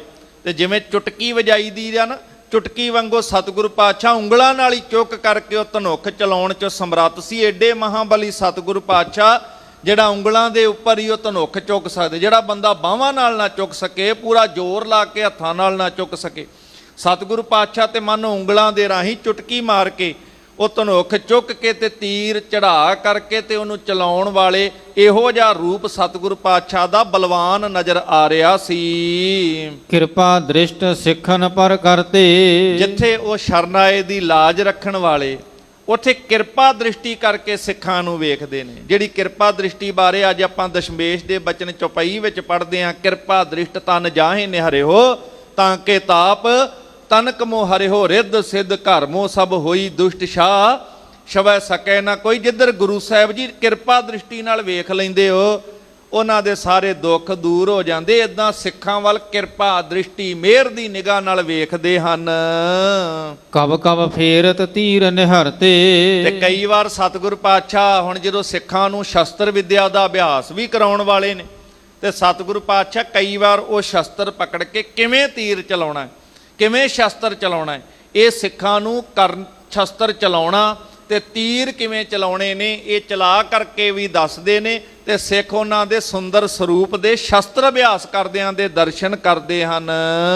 ਪ੍ਰਭ ਕੀ ਪ੍ਰਭਤਾ ਪਿਖ ਬਿਸਮਾਏ। ਇਸ ਤਰ੍ਹਾਂ ਇਹ ਜਿਹੜੇ ਦੂਤ ਆਏ ਸੀ ਆਪਣੇ ਵੱਲੋਂ ਤੇ ਚੰਦੂ ਦਾ ਪ੍ਰਭਾਵ ਪਾਉਣ ਵਾਸਤੇ ਆਏ ਸੀ ਸਤਿਗੁਰੂ ਪਾਤਸ਼ਾਹ ਮਹਾਰਾਜ ਦੇ ਕੋਲ। ਸੋਚਿਆ ਹੋਣਾ ਕੋਈ ਫਕੀਰਾਂ ਦਾ ਸਥਾਨ ਹੋਏਗਾ, ਅਸੀਂ ਜਾ ਕੇ ਦਾਬਾ ਛਾਬਾ ਮਾਰਾਂਗੇ ਤੇ ਸਾਡੀ ਗੱਲ ਨੂੰ ਇੱਕੋ ਦਮ ਉਹ ਡਰ ਜਾਣਗੇ। ਪਰ ਇਹ ਡਰ ਬਣਾਇਆ ਹੀ ਇਸੇ ਕਰਕੇ ਸੀ, ਇਹ ਫਕੀਰਾਂ ਨੂੰ ਸੰਤਾਂ ਨੂੰ ਸਿਪਾਹੀ ਬਣਾ ਦਿੱਤਾ ਸੀ ਮੇਰੇ ਪਾਤਸ਼ਾਹ ਮਹਾਰਾਜ, ਕਿ ਜਿੱਥੇ ਸਿੱਖਾ ਤੂੰ ਸੰਤ ਦੇ ਰੂਪ ਵਿੱਚ ਚੌਂਕੜਾ ਮਾਰ ਕੇ ਭਗਤੀ ਕਰਨੀ ਹੈ, ਨਾਮ ਜਪਣਾ ਹੈ, ਕਿਤੇ ਐਸਾ ਨਾ ਹੋਵੇ ਤੂੰ ਤੇ ਨੇਤਰ ਬੰਦ ਕਰਕੇ ਚੌਂਕੜਾ ਮਾਰ ਕੇ ਅਕਾਲ ਦੀ ਬੰਦਗੀ ਦੇ ਵਿੱਚ ਲੀਨ ਹੋਵੇਂ ਤੇ ਕੋਈ ਜ਼ਾਲਮ ਆ ਕੇ ਤੇਰੀ ਗਰਦਨ ਹੀ ਲਾ ਕੇ ਲੈ ਜਾਏ। ਜਿੱਥੇ ਤੂੰ ਚੌਂਕੜੇ ਮਾਰ ਕੇ ਭਗਤੀ ਕਰਨੀ ਹੈ, ਨਾਮ ਜਪਣਾ ਹੈ, ਉੱਥੇ ਕੋਈ ਜ਼ਾਲਮ ਤੇਰੀ ਗਰਦਨ ਵਾਲੇ ਪਾਸੇ ਤਲਵਾਰ ਲੈ ਕੇ ਨਾ ਆ ਸਕੇ। ਸ਼ਸਤਰ ਧਾਰੀ ਹੋ ਕੇ ਉਹਦੀ ਰਾਖੀ ਵੀ ਕਰਨੀ ਹੈ। ਜਿੱਥੇ ਭਗਤੀ ਕਰਨੀ ਹੈ ਉੱਥੇ ਸ਼ਕਤੀ ਦੇ ਧਾਰ ਨਹੀਂ ਹੋਣਾ। ਜਿੱਥੇ ਸੰਤ ਦਾ ਜੀਵਨ ਹੈ ਉੱਥੇ ਸਿਪਾਹੀ ਦਾ ਸੁਮੇਲ ਕੀਤਾ, ਧਰਮ ਤੇ ਰਾਜਨੀਤੀ ਦਾ ਸੁਮੇਲ ਕੀਤਾ। ਇਹ ਸਤਿਗੁਰੂ ਪਾਤਸ਼ਾਹ ਮਹਾਰਾਜ ਜੀ ਨੇ ਤੋਂ ਵੇਖ ਵੇਖ ਕੇ ਸਤਿਗੁਰੂ ਛੇਵੇਂ ਪਾਤਸ਼ਾਹ ਮੀਰੀ ਪੀਰੀ ਦੇ ਮਾਲਕ ਧੰਨ ਧੰਨ ਸ੍ਰੀ ਗੁਰੂ ਹਰਗੋਬਿੰਦ ਸਾਹਿਬ ਮਹਾਰਾਜ ਦੀ ਪ੍ਰਭਤਾ ਵਡਿਆਈ ਵੇਖ ਵੇਖ ਕੇ ਵਿਸਮਾਦ ਵਿੱਚ ਹੈਰਾਨ ਹੀ ਹੋ ਗਏ ਸਨ। ਤੇਜ ਵਿਸਾਲ ਸਹਿਓ ਨਹਿ ਜਾਏ। ਇੰਨਾ ਤੇਜ ਹੈ ਧੰਨ ਸ੍ਰੀ ਗੁਰੂ ਹਰਗੋਬਿੰਦ ਸਾਹਿਬ ਮਹਾਰਾਜ ਦਾ। ਇਹ ਚੰਦੂ ਦੇ ਭੇਜੇ ਦੂਤ ਵੇਖ ਕੇ ਵਿਸਮਾਦ ਵਿੱਚ ਆ ਗਏ। ਉਹਨਾਂ ਕੋਈ ਤੇਜ ਝੱਲਿਆ ਨਹੀਂ ਜਾਂਦਾ ਹੈ। ਤਰਸਤ ਹਿਰਦੇ ਗੁਰ ਨਿਕਟ ਪਧਾਰੇ। ਹਿਰਦਾ ਤੇ ਜਿਹੜਾ ਫਕੀਰ ਸਮਝ ਕੇ ਆਇਆ ਸੀ ਦਾਬਾ ਛਾਬਾ ਮਾਰਾਂਗੇ, ਪਰ ਸਤਿਗੁਰਾਂ ਦਾ ਸੁੰਦਰ ਸਰੂਪ ਵੇਖ ਕੇ, ਸ਼ਸਤਰਧਾਰੀ ਸਰੂਪ ਵੇਖ ਕਰਕੇ, ਮੀਰੀ ਪੀਰੀ ਦੇ ਮਾਲਕ ਦੇ ਦਰਸ਼ਨ ਕਰਕੇ ਉਹ ਜਿਹੜੇ ਪਾਪੀ ਮਨੁੱਖ ਨੇ, ਕਿਉਂਕਿ ਪਾਪੀ ਹੀ ਅੰਦਰੋਂ ਡਰਦਾ ਹੈ ਨਾ, ਸੋ ਡਰੇ ਜੇ ਪਾਪ ਕਮਾਉਂਦਾ ਧਰਮੀ ਵਿਗਸੇਤ। ਇਹ ਪਾਪ ਕਰਨ ਵਾਲੇ ਦਾ ਸਾਥ ਦੇਣ ਵਾਲੇ ਉਹਦਾ ਪੱਖ ਪੂਰਨ ਆਏ, ਅੰਦਰੋਂ ਡਰਦੇ ਐ ਤੇ ਡਰਦੇ ਡਰਦੇ ਸਤਿਗੁਰਾਂ ਦੇ ਕੋਲ ਪਹੁੰਚਦੇ ਹਨ। ਪਦ ਅਰਬਿੰਦ ਬੰਦਨਾ ਧਾਰੇ। ਜਿੱਥੇ ਸਿੱਖ ਸੰਗਤਾਂ ਗੁਰੂ ਚਰਨਾਂ ਵਿੱਚ ਆ ਕੇ ਨਤਮਸਤਕ ਹੋ ਰਹੀਆਂ ਸੀ, ਇਹਨਾਂ ਨੇ ਵੀ ਆ ਕਰਕੇ ਸਤਿਗੁਰਾਂ ਦੇ ਚਰਨ ਕਮਲਾਂ ਦੇ ਉੱਪਰ ਨਮਸਕਾਰ ਕੀਤੀ ਹੈ। ਪੁਨ ਪਾਤੀ ਧਰ ਦੀਨ ਅਗਾਰੀ। ਫਿਰ ਚੰਦੂ ਪਾਪੀ ਵੱਲੋਂ ਲਿਖੀ ਹੋਈ ਜਿਹੜੀ ਪੱਤਰਕਾ ਹੈ ਇਹ ਸਤਿਗੁਰੂ ਪਾਤਸ਼ਾਹ ਜੀ ਦੇ ਸਨਮੁਖ ਰੱਖ ਦਿੱਤੀ ਹੈ। ਪਠੀ ਦੀਵਾਨ ਸਮੀਪ ਤੁਮਾਰੀ। ਤੇ ਕਹਿਣ ਲੱਗੇ ਇਹ ਦੀਵਾਨ ਚੰਦੂ ਨੇ ਤੁਹਾਡੇ ਕੋਲ ਇਹ ਚਿੱਠੀ ਲੈ ਕੇ ਸਾਨੂੰ ਭੇਜਿਆ ਹੈ, ਉਹਦਾ ਸੁਨੇਹਾ ਲੈ ਕੇ ਤੁਹਾਡੇ ਕੋਲ ਆਏ ਹਾਂ। ਦੇਖਤ ਸ਼੍ਰੀ ਮੁਖ ਤੇ ਫਰਮਾਇਓ। ਸਤਿਗੁਰੂ ਸ਼੍ਰੀ ਗੁਰੂ ਹਰਗੋਬਿੰਦ ਸਾਹਿਬ ਮਹਾਰਾਜ ਜੀ ਨੇ ਜਦੋਂ ਉਸ ਚਿੱਠੀ ਵੱਲ ਦੇਖਿਆ ਹੈ, ਪੜਿਓ ਪਾਰਸੀ ਨਿਕਟ ਬੁਲਾਇਓ। ਇੱਕ ਸਿੱਖ ਨੂੰ ਇਸ਼ਾਰਾ ਕੀਤਾ ਹੈ ਉਹਨੂੰ ਪੜਨ ਵਾਸਤੇ। ਵੇਖੋ ਕਿੱਡੇ ਕਿੱਡੇ ਵਿਦਵਾਨ ਸਿੱਖ ਸੀ ਸਤਿਗੁਰੂ ਪਾਤਸ਼ਾਹ ਦੇ ਕੋਲ, ਹਰ ਭਾਸ਼ਾ ਜਾਣਨ ਵਾਲੇ। ਫਾਰਸੀ ਭਾਸ਼ਾ ਦੇ ਵਿੱਚ ਇਹ ਚਿੱਠੀ ਲਿਖੀ ਹੋਈ ਸੀ ਤੇ ਸਤਿਗੁਰਾਂ ਦੇ ਕੋਲ ਉਸ ਵਕਤ ਜਿੱਥੇ ਸਤਿਗੁਰੂ ਸਾਰੀਆਂ ਭਾਸ਼ਾਵਾਂ ਨੂੰ ਜਾਣਨ ਵਾਲੇ, ਉੱਥੇ ਗੁਰੂ ਕੇ ਸਿੱਖ ਵੀ ਬੜੇ ਬੜੇ ਵਿਦਵਾਨ ਸੀ। ਅਰਬੀ, ਫਾਰਸੀ, ਬ੍ਰਿਜ ਭਾਸ਼ਾ, ਸੰਸਕ੍ਰਿਤ, ਪ੍ਰਾਕ੍ਰਿਤ, ਇਸੇ ਤਰ੍ਹਾਂ ਬਹੁਤ ਸਾਰੀਆਂ ਭਾਸ਼ਾਵਾਂ। ਤੇ ਗੁਰੂ ਗ੍ਰੰਥ ਸਾਹਿਬ ਤੇ ਹੈ ਹੀ ਭਾਰਤੀ ਜ਼ਬਾਨਾਂ ਦਾ ਖਜ਼ਾਨਾ, ਜਿਹੜਾ ਪਹਿਲੀ ਬੀੜ ਦੇ ਰੂਪ ਦੇ ਵਿੱਚ ਸੰਪਾਦਨਾ ਕਰ ਪਹਿਲਾ ਪ੍ਰਕਾਸ਼ ਸੱਚਖੰਡ ਸ੍ਰੀ ਹਰਿਮੰਦਰ ਸਾਹਿਬ ਗੁਰੂ ਅਰਜਨ ਸਾਹਿਬ ਮਹਾਰਾਜ ਜੀ ਨੇ ਕਰਵਾਇਆ। ਤੇ ਸਿੱਖ ਅਨੇਕਾਂ ਭਾਸ਼ਾਵਾਂ ਜਾਣਨ ਵਾਲੇ। ਤੇ ਫਾਰਸੀ, ਜਿਵੇਂ ਅੱਜ ਅੰਗਰੇਜ਼ੀ ਭਾਸ਼ਾ ਇੰਟਰਨੈਸ਼ਨਲ ਰੂਪ ਦੇ ਵਿੱਚ ਆਪਣਾ ਅਸਰ ਪਾਉਂਦੀ ਹੈ, ਤੇ ਦੇਸ਼ ਵਿਦੇਸ਼ ਵਿੱਚ ਜਾਣ ਵਾਸਤੇ ਆਮ ਬੰਦੇ ਨੂੰ ਇਹ ਭਾਸ਼ਾ ਸਿੱਖਣੀ ਪੈਂਦੀ। ਉਸ ਸਮੇਂ ਫਾਰਸੀ ਭਾਸ਼ਾ ਵਿੱਚ ਬਹੁਤਾ ਸੰਗਤ ਜੀ ਵਪਾਰ ਹੋਇਆ ਕਰਦਾ ਸੀ, ਤੇ ਬਹੁਤ ਵੱਡੇ ਖਿੱਤੇ ਦੇ ਲੋਕ ਇਸ ਫਾਰਸੀ ਭਾਸ਼ਾ ਦੇ ਵਿੱਚ ਹੀ ਬਹੁਤਾ ਕਾਰਜ ਕਰਦੇ ਸੀ। ਤੇ ਇਹ ਸਿੱਖ ਨੂੰ ਸਤਿਗੁਰੂ ਪਾਤਸ਼ਾਹ ਮਹਾਰਾਜ ਇਸ਼ਾਰਾ ਕਰਦੇ, ਜਾਣੀ ਜਾਣ ਸਤਿਗੁਰੂ ਹਰ ਭਾਸ਼ਾ ਆਪ ਵੀ ਜਾਣਦੇ ਆ, ਤੇ ਸਿੱਖ ਵੀ ਗੁਰੂ ਕੇ ਭਾਸ਼ਾਵਾਂ ਸਾਰੀਆਂ ਜਾਣਨ ਵਾਲੇ। ਤੇ ਸਿੱਖ ਨੂੰ ਸਤਿਗੁਰਾਂ ਨੇ ਹੁਕਮ ਕੀਤਾ ਹੈ, ਆਪਣੇ ਕੋਲ ਬੁਲਾਇਆ ਜੀ। ਕਰੋ ਸੁਨਾਵਨ ਕਿਆ ਲਿਖ ਭੇਜਾ। ਜਾਣੀ ਜਾਣ ਸਤਿਗੁਰੂ ਜੀ ਉਸ ਸਿੱਖ ਨੂੰ ਕਹਿੰਦੇ, ਭਾਈ ਆ ਚਿੱਠੀ ਵਿੱਚ ਵੇਖੋ ਕੀ ਲਿਖ ਕੇ ਚੰਦੂ ਨੇ ਭੇਜਿਆ ਹੈ। ਕਰਕਤ ਜਿਸ ਕੇ ਨਾਮ ਕਰੇਜਾ। ਜਿਹਦਾ ਨਾਮ ਸੁਣ ਕਰਕੇ ਸਿੱਖਾਂ ਦੇ ਹਿਰਦੇ ਦੇ ਅੰਦਰ ਗੁਰੂ ਅਰਜਨ ਸਾਹਿਬ ਪਾਤਸ਼ਾਹ ਜੀ ਦੀ ਸ਼ਹੀਦੀ ਦੀ ਜਿੱਥੇ ਯਾਦ ਤਾਜ਼ਾ ਹੁੰਦੀ ਹੈ, ਉੱਥੇ ਤੱਤੀ ਤਵੀ ਦੇ ਉੱਪਰ ਜਿਵੇਂ ਗੁਰੂ ਅਰਜਨ ਸਾਹਿਬ ਮਹਾਰਾਜ ਬੈਠੇ ਨੇ, ਉਹ ਸੇਕ ਵੀ ਹਿਰਦੇ ਦੇ ਅੰਦਰ ਆਉਂਦਾ ਹੈ। ਤੇ ਉਹ ਤਕਲੀਫ ਅਜੇ ਤੱਕ ਸਿੱਖਾਂ ਦੇ ਹਿਰਦੇ ਦੇ ਵਿੱਚ ਹੈ, ਉਸ ਚੰਦੂ ਦਾ ਨਾਂ ਸੁਣ ਕੇ। ਰਿਸ਼ਤੇ ਸੁਲਗਤ ਹੈ ਨਿਤ ਛਾਤੀ। ਉਹਨੇ ਤੇ ਗੁਰੂ ਅਰਜਨ ਸਾਹਿਬ ਪਾਤਸ਼ਾਹ ਨੂੰ ਤੱਤੀ ਤਵੀ ਤੇ ਬਿਠਾਇਆ, ਗਰਮ ਰੇਤਾ ਪਾਈ, ਪਰ ਅਜੇ ਤੱਕ ਉਸ ਰੋਸ ਕਰਕੇ ਸਾਰੇ ਸਿੱਖਾਂ ਦੇ ਮਨ ਹਿਰਦੇ ਜਿਹੜੇ ਨੇ ਉਸੇ ਤਰੀਕੇ ਨਾਲ ਸੁਲਗ ਰਹੇ ਨੇ। ਉਹ ਸੇਕ ਅਜੇ ਤੱਕ ਸਿੱਖਾਂ ਦੇ ਹਿਰਦਿਆਂ ਤੱਕ ਪਹੁੰਚਿਆ, ਕਿਉਂਕਿ ਗੁਰੂ ਸਾਹਿਬ ਨੂੰ ਉਹਨੇ ਤੱਤੀ ਤਵੀ ਤੇ ਬਿਠਾਇਆ, ਤੇ ਸਿੱਖ ਦੇ ਹਿਰਦੇ ਵਿੱਚ ਗੁਰੂ ਕਾ ਵਾਸ ਤੇ ਪਿਆਰ ਹੈ। ਇਸ ਕਰਕੇ ਇਹ ਸਿੱਖਾਂ ਦੀ ਛਾਤੀ ਅਜੇ ਤੱਕ ਉਸ ਰੋਸ ਵਿੱਚ ਸੁਲਗ ਰਹੀ ਹੈ। ਅਬ ਕਿਆ ਕਹਿ ਭੇਜਿਓ ਲਿਖ ਪਾਤੀ। ਸਿੱਖ ਨੂੰ ਕਹਿਣ ਲੱਗੇ, ਵੇਖੋ ਕੀ ਇਸ ਨੇ ਲਿਖ ਕਰਕੇ ਚਿੱਠੀ ਵਿੱਚ ਭੇਜਿਆ ਹੈ। ਖੋਲ ਪਠਿਓ ਮਤਲਬ ਸਭ ਜਾਨਾ। ਜਦੋਂ ਉਸ ਚਿੱਠੀ ਨੂੰ ਖੋਲ ਕੇ ਪੜ੍ਹਿਆ, ਸਤਿਗੁਰੂ ਪਾਤਸ਼ਾਹ ਜੀ ਨੇ ਸਾਰਾ ਮਤਲਬ ਉਹਦਾ ਸਮਝ ਲਿਆ। ਜਿਵੇਂ ਉਸਨੇ ਆਪਣੀ ਲੜਕੀ ਦਾ ਰਿਸ਼ਤਾ ਕਰਨ ਵਾਸਤੇ ਕਿਹਾ, ਤੇ ਬੜੇ ਆਪਣੇ ਵੱਲੋਂ ਡਰਾਵਾ ਵੀ ਦੇਣ ਦਾ ਉਹ ਯਤਨ ਕਰਦਾ ਸੀ। ਗੁਰ ਬੋਲੇ ਕਰ ਊਚ ਬਖਾਨਾ। ਸਿੱਖ ਨੇ ਹੌਲੀ ਜੇ ਸਤਿਗੁਰੂ ਪਾਤਸ਼ਾਹ ਨੂੰ ਚਿੱਠੀ ਪੜ੍ਹ ਕੇ ਸੁਣਾਈ, ਤੇ ਸਤਿਗੁਰੂ ਕਹਿੰਦੇ ਹੌਲੀ ਨਹੀਂ, ਉੱਚੀ ਬੋਲ ਕੇ ਸਾਰਿਆਂ ਦੇ ਵਿੱਚ, ਸੰਗਤ ਦੇ ਵਿੱਚ ਉੱਚੀ ਬੋਲ ਕਰਕੇ ਸਾਰਿਆਂ ਵਿੱਚ ਕਹਿ ਕੇ ਸੁਣਾਉਣਾ ਕਰੋ। ਮ੍ਰਿਦਲ ਕਠੋਰ ਜੇ ਬਾਕ ਸੁਨਾਏ। ਉਸ ਚਿੱਠੀ ਦੇ ਅੰਦਰ ਲੱਗਦੇ ਤੇ ਐ ਸੀ ਜਿਵੇਂ ਮਿੱਠੇ ਬੋਲ ਹੋਣ, ਪਰ ਬੜੇ ਸਖਤ ਬੋਲ ਉਹਨੇ ਲਿਖੇ ਹੋਏ ਸੀ। ਤੇ ਜਿਹੜੇ ਉਹ ਮਿੱਠੇ ਬੋਲ ਬੋਲਣ ਵਾਲੇ ਸਿੱਖ ਨੇ, ਉਹ ਕਠੋਰ ਬੋਲ ਜਿਹੜੇ ਲਿਖੇ ਚੰਦੂ ਪਾਪੀ ਦੇ, ਉਹ ਪੜ੍ਹ ਕੇ ਸੁਣਾਏ ਹਨ। ਸਕਲ ਲੋਕ ਸੁਨਹੀ ਚਿਤ ਲਾਏ। ਸਾਰੇ ਜਾਣੇ ਬੜੇ ਧਿਆਨ ਦੇ ਨਾਲ, ਜਿੰਨੀ ਸੰਗਤ ਬੈਠੀ ਹੈ ਗੁਰੂ ਕੇ ਚਰਨਾਂ ਵਿੱਚ, ਜਿਹੜੇ ਸੂਰਬੀਰ ਸਿੱਖ ਬੈਠੇ ਸਨ, ਉਹ ਸਾਰੇ ਸਰਵਣ ਕਰਦੇ ਹਨ। ਆਸ਼ੈ ਕੌਰਾ ਮధుਰ ਕਹਿਨ ਕੋ। ਅਸਲ ਦੇ ਵਿੱਚ ਕਹਿਣ ਵਾਸਤੇ ਬੋਲ ਮਿੱਠੇ ਮਿੱਠੇ ਜੇ ਲੱਗਦੇ ਸਨ, ਪਰ ਉਹਦਾ ਜਿਹੜਾ ਆਸ਼ੈ ਸੀ, ਜਿਹੜਾ ਭਾਵ ਸੀ, ਉਹ ਬੜਾ ਕੌੜਾ ਸੀ। ਆਪਣੇ ਹੰਕਾਰ ਦੇ ਹੀ ਬੋਲ ਉਹਨੇ ਲਿਖਵਾਏ ਸਨ।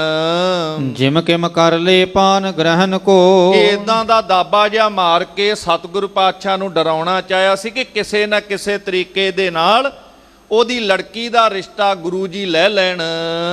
ਸੁਣੀ ਪਿਤਾ ਕੀ ਬਾਤ ਮਹਾਨਾ। ਪਰ ਉਸ ਚਿੱਠੀ ਦੇ ਵਿੱਚ ਜਦੋਂ ਉਹਨੇ ਗੁਰੂ ਅਰਜਨ ਸਾਹਿਬ ਪਾਤਸ਼ਾਹ ਦੇ ਬਾਰੇ ਵਿੱਚ ਜਿਹੜਾ ਜ਼ਿਕਰ ਕੀਤਾ ਸੀ, ਮਹਾਨ ਸਤਿਗੁਰਾਂ ਦੇ ਬਾਰੇ ਵਿੱਚ, ਮੈਂ ਇਮ ਕਰੇ ਪ੍ਰਾਨ ਤਿਨ ਹਾਨਾ।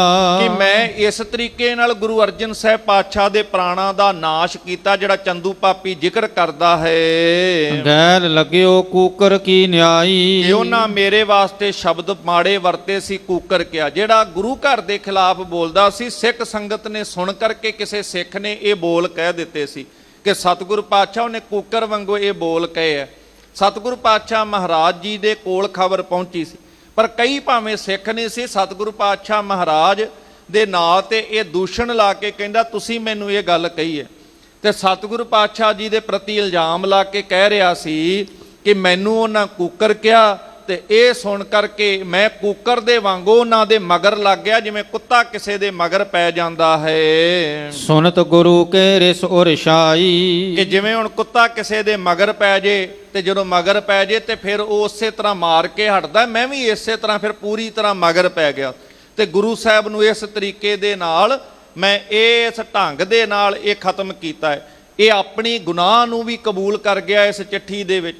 ਪਰ ਜਦੋਂ ਇਹ ਸੋਚਦਾ ਸੀ ਮੈਂ ਤੇ ਇਦਾਂ ਡਰਾ ਲਵਾਂਗਾ ਸ੍ਰੀ ਗੁਰੂ ਹਰਗੋਬਿੰਦ ਸਾਹਿਬ ਮਹਾਰਾਜ ਨੂੰ, ਪਰ ਜਿਹੜੇ ਚਿੱਠੀ 'ਚ ਇਹਨੇ ਗੁਰੂ ਅਰਜਨ ਸਾਹਿਬ ਮਹਾਰਾਜ ਦੇ ਪ੍ਰਤੀ ਇਹ ਮਾੜੇ ਬੋਲ ਲਿਖੇ ਜਦੋਂ, ਤੇ ਇਹ ਸਤਿਗੁਰਾਂ ਨੇ ਪੜ੍ਹੇ ਹਨ, ਜਦੋਂ ਸੁਣੇ ਹਨ ਸਿੱਖ ਦੇ ਕੋਲੋਂ, ਜਦੋਂ ਪੜ੍ਹ ਕੇ ਸੁਣਾਉਂਦਾ ਹੈ। ਸੁਨੋ ਦੂਤ ਮਮ ਕਹਿਓ ਸੁਨਾਵੋ, ਸਤਿਗੁਰ ਪਾਤਸ਼ਾਹ ਮਹਾਰਾਜ ਜੀ ਵੀਰ ਰਸ ਦੇ ਧਾਰਨੀ। ਹੁਣ ਛੇਵੇਂ ਪਾਤਸ਼ਾਹ ਦਲ ਭੰਜਨ ਗੁਰ ਸੂਰਮਾ ਵੱਡ ਜੋਧਾ ਬਹੁ ਪਰਉਪਕਾਰੀ। ਜਿੱਥੇ ਪਰਉਪਕਾਰੀ ਨੇ ਉੱਥੇ ਭਾਰੀ ਗੁਰੂ ਹੋ ਕੇ ਪੰਜ ਪਿਆਲੇ ਪੰਜ ਪੀਰ ਛਠਮ ਪੀਰ ਬੈਠਾ ਗੁਰ ਭਾਰੀ। ਵੀਰ ਰਸ ਵਿੱਚ ਆ ਕਰਕੇ ਉਹਨਾਂ ਦੂਤਾਂ ਨੂੰ ਬੜੇ ਬੁਲੰਦ ਆਵਾਜ਼ ਦੇ ਵਿੱਚ ਸਖਤ ਲਹਿਜੇ ਵਿੱਚ ਕਹਿਣ ਲੱਗੇ, ਸਤਿਗੁਰੂ ਜੀ ਕਿਉਂ ਏ ਤਕ ਚਿਤ ਮੈਂ ਗਰਬਾਵੋ, ਕਹਿਣ ਲੱਗੇ ਦੂਤੋ ਜਾ ਕਰਕੇ ਮੇਰਾ ਕਹਿਆ ਚੰਦੂ ਨੂੰ ਸੁਣਾ ਦਿਓ ਕਿ ਕਿਉਂ ਇਹਨਾਂ ਮਨ ਵਿੱਚ ਕਿਸ ਗੱਲ ਦਾ ਹੰਕਾਰ ਉਹ ਕਰ ਰਿਹਾ ਹੈ। ਸਮਾ ਸਮੀਪ ਆਏ ਅਬ ਗਇਓ, ਉਸ ਪਾਪੀ ਨੂੰ ਦੱਸ ਦੇਣਾ ਕਿ ਉਹਦਾ ਹੁਣ ਅੰਤਲਾ ਸਮਾਂ ਬਹੁਤ ਨੇੜੇ ਆ ਚੁੱਕਿਆ ਹੈ। ਕਿਤਕ ਕਾਲ ਤੋਂ ਪ੍ਰਾਨ ਨਸ਼ਾਇਓ, ਬਸ ਕੁਝ ਕੁ ਸਮੇਂ ਬਾਅਦ ਉਹਦੇ ਪ੍ਰਾਣਾਂ ਦਾ ਨਾਸ਼ ਹੋ ਜਾਏਗਾ, ਬਹੁਤਾ ਸਮਾਂ ਉਹਦਾ ਨਹੀਂ, ਤੇ ਉਹਦੀ ਜ਼ਿੰਦਗੀ ਦਾ ਅੰਤ ਹੋਣ ਵਾਲਾ ਹੈ। ਸ਼ਾਂਤ ਰੂਪ ਗੁਰ ਪਿਤਾ ਹਮਾਰੇ, ਕਿ ਸਾਡੇ ਪਿਤਾ ਜੀ ਸ਼ਾਂਤੀ ਦੇ ਪੁੰਜ ਸ਼ਾਂਤ ਸਰੂਪ ਦੇ ਧਾਰਨੀ ਜਿਹੜੇ ਗੁਰੂ ਅਰਜਨ ਸਾਹਿਬ ਮਹਾਰਾਜ ਤਤੀ ਤਵੀ ਤੇ ਵੀ ਕਹਿੰਦੇ ਤੇਰਾ ਕੀਆ ਮਿੱਠਾ ਲੱਗੈ, ਹਰ ਨਾਮ ਪਦਾਰਥ ਨਾਨਕ ਮੰਗੇ। ਵੇਖੋ ਸੰਗਤ ਜੀ, ਸੁਣਦੇ ਤੇ ਆਪਾਂ ਬਹੁਤ ਵਾਰਾਂ ਇਤਿਹਾਸ ਗੁਰੂ ਅਰਜਨ ਸਾਹਿਬ ਮਹਾਰਾਜ ਦਾ ਕਿ ਉਹ ਤਤੀ ਤਵੀ ਤੇ ਵੀ ਕੌੜੇ ਬੋਲ ਨਹੀਂ ਬੋਲਦੇ, ਤਤੀ ਤਵੀ ਤੇ ਵੀ ਮੁਸਕਰਾਉਂਦੇ ਐ। ਪਰ ਵੇਖੋ ਇਤਿਹਾਸ ਸਰਵਣ ਕਰਕੇ ਗੁਰੂ ਅਰਜਨ ਸਾਹਿਬ ਮਹਾਰਾਜ ਦਾ ਸਾਡੇ ਅੰਦਰ ਵੀ ਕਦੀ ਝਾਤ ਮਾਰ ਲਈਏ, ਸਾਡੇ ਅੰਦਰ ਕਿੰਨੀ ਕੁ ਬਰਦਾਸ਼ਤ ਦੀ ਸਮਰੱਥਾ ਹੈ, ਕਿੰਨਾ ਕੁ ਸਾਡੇ ਅੰਦਰ ਧੀਰਜ ਤੇ ਸਹਿਨਸ਼ੀਲਤਾ। ਉਹ ਤਤੀ ਤਵੀ ਤੇ ਬੈਠ ਕੇ ਮੁਸਕਰਾ ਕੇ ਮਾੜੇ ਬੋਲ ਨਹੀਂ ਬੋਲਦੇ। ਅਸੀਂ ਤੇ ਘਰ ਦੇ ਵਿੱਚ ਨਿੱਕੀ ਜੀ ਕਿਸੇ ਦੀ ਭੈਣ ਭਰਾ ਦੀ ਗੱਲ ਬਰਦਾਸ਼ਤ ਨਹੀਂ ਕਰਦੇ, ਅਸੀਂ ਐ ਤੱਤੇ ਹੋ ਜਾਂਦੇ ਆ, ਮਾੜੇ ਕਬੋਲ ਬੋਲਣ ਲੱਗ ਪੈਂਦੇ। ਸਾਡੇ ਕੋਲ ਨਿੱਕੀ ਜੀ ਗੱਲ ਨਹੀਂ ਬਰਦਾਸ਼ਤ ਹੁੰਦੀ। ਅਸੀਂ ਗੁਰੂ ਕੇ ਸਿੱਖ ਹਾਂ, ਪ੍ਰੇਰਨਾ ਤੇ ਲੈਣੀ ਹੈ ਸਾਡੇ ਅੰਦਰ ਵੀ ਸਹਿਨਸ਼ੀਲਤਾ ਆਵੇ, ਧੀਰਜ ਆਵੇ, ਤੇ ਅਸੀਂ ਉਸ ਤਰ੍ਹਾਂ ਮਾੜੇ ਬੋਲਾਂ ਦੇ ਰਾਹੀਂ ਉਹ ਆਪਣਾ ਧੀਰਜ ਨਾ ਗਵਾ ਦਈਏ। ਇਹ ਅੰਦਰ ਦੀ ਸਹਿਨਸ਼ੀਲਤਾ ਗੁਰੂ ਕੋਲੋਂ ਲੈਣੀ ਹੈ। ਹੁਣ ਸਤਿਗੁਰੂ ਗੁਰੂ ਸਾਹਿਬ ਸ਼ਾਂਤ ਸਰੂਪ ਸਨ, ਤੇ ਛੇਵੇਂ ਪਾਤਸ਼ਾਹ ਗੁਰੂ ਹਰਗੋਬਿੰਦ ਸਾਹਿਬ ਮਹਾਰਾਜ ਕਹਿੰਦੇ ਸਾਡੇ ਪਿਤਾ ਉਹ ਤੇ ਸ਼ਾਂਤ ਸਰੂਪ ਰਹੇ ਹਨ। ਨਹਿਰਿਸ ਧਰ ਬਚ ਦੰਡ ਪ੍ਰਹਾਰੇ, ਉਹਨਾਂ ਨੇ ਕਿਤੇ ਵੀ ਕ੍ਰੋਧ ਧਾਰਨ ਕਰਕੇ, ਰੋਸ ਧਾਰਨ ਕਰਕੇ, ਆਪਣੇ ਬਚਨਾਂ ਦੇ ਡੰਡੇ ਮਾਰ ਕੇ ਉਹਨੂੰ ਸਜ਼ਾ ਨਹੀਂ ਦਿੱਤੀ ਹੈ। ਜੇ ਬਚਨ ਵੀ ਕਰ ਦਿੰਦੇ ਕਿਤੇ ਇਸ ਚੰਦੂ ਪਾਪੀ ਨੂੰ, ਕੂਕਰ ਗੈਲ ਭੌਂਕ ਤੋ ਤਾਵਤ, ਤੇ ਚੇਤੇ ਰੱਖਿਓ ਫਿਰ ਇਹਦਾ ਰਹਿਣਾ ਕੱਖ ਨਹੀਂ ਸੀ। ਕਿਉਂ? ਕਿਉਂਕਿ ਕੂਕਰ ਓਨਾ ਚਿਰ ਹੀ ਕਿਸੇ ਦੇ ਮਗਰ ਭੌਂਕਦਾ ਭੌਂਕਦਾ ਮਗਰ ਮਗਰ ਓਨਾ ਚਿਰ ਪਿੱਛਾ ਕਰਦਾ ਹੈ। ਆਮ ਅਸੀਂ ਆਲੇ ਦੁਆਲੇ ਵੇਖਦੇ ਹਾਂ ਕਿ ਕੁੱਤਾ ਓਨਾ ਚਿਰ ਦੌੜਦਾ ਹੈ, ਮਗਰ ਭੌਂਕਦਾ ਹੈ ਤੇ ਮਗਰ ਮਗਰ ਭੱਜਦਾ ਹੈ। ਹਤੇ ਨਾ ਦੰਡ ਪ੍ਰਚੰਡ ਹੈ ਜਾਵਤ, ਜਿੰਨੀ ਦੇਰ ਤੱਕ ਖਿੱਚ ਕੇ ਕੋਈ ਉਹਨੂੰ ਡੰਡਾ ਨਹੀਂ ਨਾ ਮਾਰਦਾ, ਤੇ ਜਦੋਂ ਇੱਕ ਵਾਰ ਕੋਈ ਡੰਡਾ ਖਿੱਚ ਕੇ ਸੋਟੀ ਮਾਰ ਦਵੇ ਫਿਰ ਉਹ ਪਿੱਛੇ ਨੂੰ ਭੱਜ ਜਾਂਦਾ, ਫਿਰ ਪਿੱਛਾ ਨਹੀਂ ਜੇ ਕਰਦਾ। ਤੇ ਗੁਰੂ ਸਾਹਿਬ ਕਿਤੇ ਆਪਣੇ ਬਚਨਾਂ ਦਾ ਡੰਡਾ ਮਾਰ ਦਿੰਦੇ ਇੱਕ ਵਾਰ, ਤੇ ਤੇਰਾ ਉਸੇ ਵਕਤ ਤੇ ਪਿੱਛਾ ਕਰਨਾ ਹਟ ਜਾਂਦਾ। ਗੁਰੂ ਸਾਹਿਬ ਨੇ ਆਪਣੇ ਬਚਨਾਂ ਨਾਲ ਤੈਨੂੰ ਕੋਈ ਸਜ਼ਾ ਨਹੀਂ ਸੀ ਦਿੱਤੀ। ਕੂਕਰ ਇੱਕ ਵਾਰ ਮਗਰ ਦੌੜਦਾ ਹੈ, ਤੇ ਜਦੋਂ ਦੌੜਦਾ ਹੈ ਕੋਈ ਬੰਦਾ ਹੱਥ ਵਿੱਚ ਡੰਡਾ ਫੜ ਕੇ ਉਹਨੂੰ ਜਦੋਂ ਮਾਰਦੇ ਵਿਖਾਵੇ ਤੇ ਉਹ ਇੱਕੋ ਦਮ ਡੰਡੇ ਤੋਂ ਡਰਦਾ ਕੁੱਤਾ ਭੱਜ ਜਾਂਦਾ ਹੈ। ਪਰ ਜੇ ਆਪਣੇ ਬਚਨਾਂ ਦਾ ਡੰਡਾ ਮਾਰ ਦਿੰਦੇ, ਡੰਡਾ ਹੱਥ 'ਚ ਫੜਨ ਦੀ ਵੀ ਲੋੜ ਨਹੀਂ ਸੀ, ਕੇਵਲ ਬਚਨ ਹੀ ਕਹਿ ਦਿੰਦੇ ਚੰਦੂ ਪਾਪੀ ਦੇ ਪ੍ਰਤੀ ਕੋਈ, ਤੇ ਉਹਨਾਂ ਬਚਨਾਂ ਦੇ ਡੰਡੇ ਨਾਲ ਵੀ ਉਹਦਾ ਬਚਣਾ ਕੱਖ ਨਹੀਂ ਸੀ। ਸਤਿਗੁਰੂ ਪਾਤਸ਼ਾਹ ਕਹਿੰਦੇ ਨੇ ਕਿ ਉਹ ਕਿਸੇ ਤਰੀਕੇ ਦੇ ਨਾਲ ਬੋਲਣ ਜੋਗਾ ਨਾ ਰਹਿੰਦਾ। ਪਿਤ ਕੋ ਪਲਟਾ ਨੈ ਨਰ ਲੀਤ, ਕਹਿੰਦੇ ਚੇਤੇ ਰੱਖਿਓ ਜਗਤ ਦੀ ਇਹ ਰੀਤ ਹੈ ਕਿ ਜਿਹੜਾ ਪੁੱਤਰ ਆਪਣੇ ਪਿਤਾ ਨਾਲ ਕੀਤੇ ਹੋਏ ਮਾੜੇ ਵਿਵਹਾਰ ਦੀ ਸਜ਼ਾ ਕਿਸੇ ਮਾੜੇ ਬੰਦੇ ਨੂੰ ਨਹੀਂ ਦਿੰਦਾ, ਸੋ ਨਰ ਨੈ ਪਸਮੰਦ ਅਚੇਤ, ਲੋਕ ਉਹਨੂੰ ਮਨੁੱਖ ਨਹੀਂ ਪਸ਼ੂ ਮੂਰਖ ਅਚੇਤ ਬੇਸਮਝ ਕਰਕੇ ਇਸ ਤਰੀਕੇ ਨਾਲ ਲਾਹਨਤਾਂ ਪਾਉਂਦੇ ਹਨ।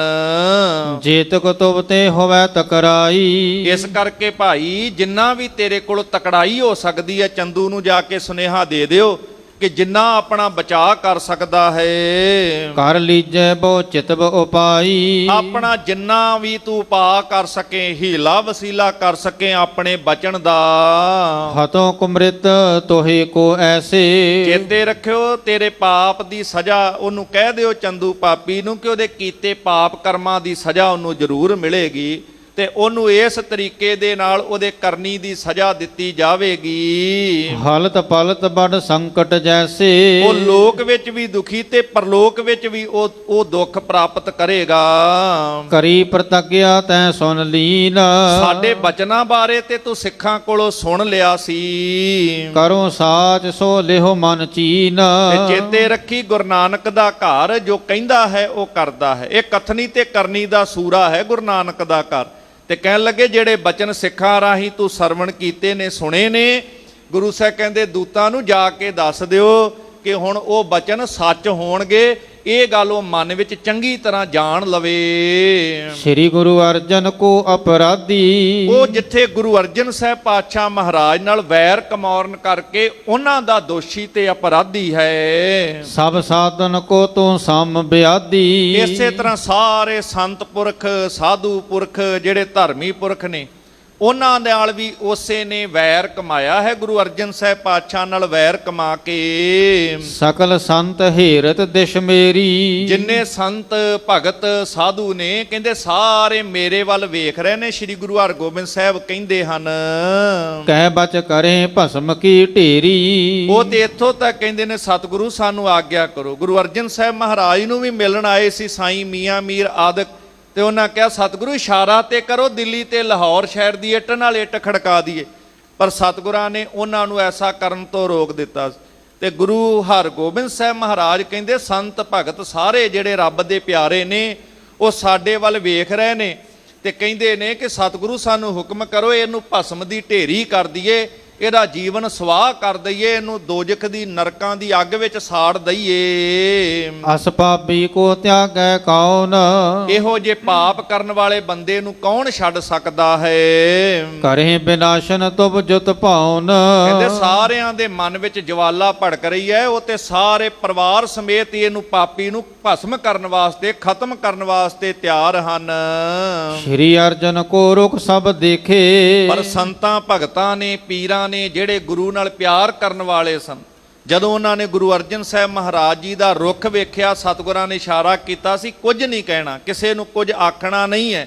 ਅਸੀਂ ਸ਼ਾਂਤੀ ਦੀ ਹੱਦ ਦੱਸਾਂਗੇ ਕਿ ਕਿਸ ਤਰੀਕੇ ਦੇ ਨਾਲ ਇਹ ਧੀਰਜ ਤੇ ਸ਼ਾਂਤੀ ਦੇ ਸਰੂਪ ਹੋ ਕਰਕੇ ਪਰਮੇਸ਼ਰ ਦੇ ਭਾਣੇ ਨੂੰ ਕਿਸ ਹੱਦ ਤੱਕ ਮੰਨਿਆ ਜਾ ਸਕਦਾ ਹੈ। ਰੱਬ ਨਾਲ ਪਿਆਰ ਕਰਨ ਵਾਲਾ ਉਹ ਹਰ ਮੁਸੀਬਤ ਨੂੰ ਹੱਸ ਕੇ ਚੱਲਦਾ ਹੈ, ਪਰ ਰੱਬ ਨਾਲ ਪਿਆਰ ਦੇ ਵਿੱਚ ਉਹਦੇ ਫਰਕ ਨਹੀਂ ਪੈਂਦਾ। ਗੁਰੂ ਅਰਜਨ ਸਾਹਿਬ ਦਾ ਜਦੋਂ ਸਾਰਿਆਂ ਨੇ ਰੁੱਖ ਵੇਖਿਆ ਸੀ, ਭਏ ਸ਼ਮੀਰ ਸਖੋਏ ਵਿਸ਼ੇਖੇ। ਗੁਰੂ ਅਰਜਨ ਸਾਹਿਬ ਨੇ ਖਿਮਾ ਦਾ ਰੂਪ ਧਾਰਨ ਕੀਤਾ ਸੀਗਾ ਕਿ ਇਹਨੂੰ ਕੁਝ ਨਹੀਂ ਕਹਿਣਾ। ਇਸ ਕਰਕੇ ਸਾਰਿਆਂ ਨੇ ਵੀ ਆਪਣਾ ਰੋਸ ਗੁਰੂ ਜੀ ਦੇ ਮੁਖ ਵੱਲ ਵੇਖ ਕਰਕੇ ਠੰਡਾ ਕਰ ਲਿਆ, ਤੇ ਉਹਨਾਂ ਨੇ ਉਸ ਵਕਤ ਕੋਈ ਵੀ ਇਹੋ ਜਿਹਾ ਕਾਰਜ ਇਸ ਪਾਪੀ ਨੂੰ ਸਜ਼ਾ ਦੇਣ ਵਾਲਾ ਕਿਸੇ ਸੰਤ ਭਗਤ ਨੇ ਨਹੀਂ ਸੀ ਕੀਤਾ।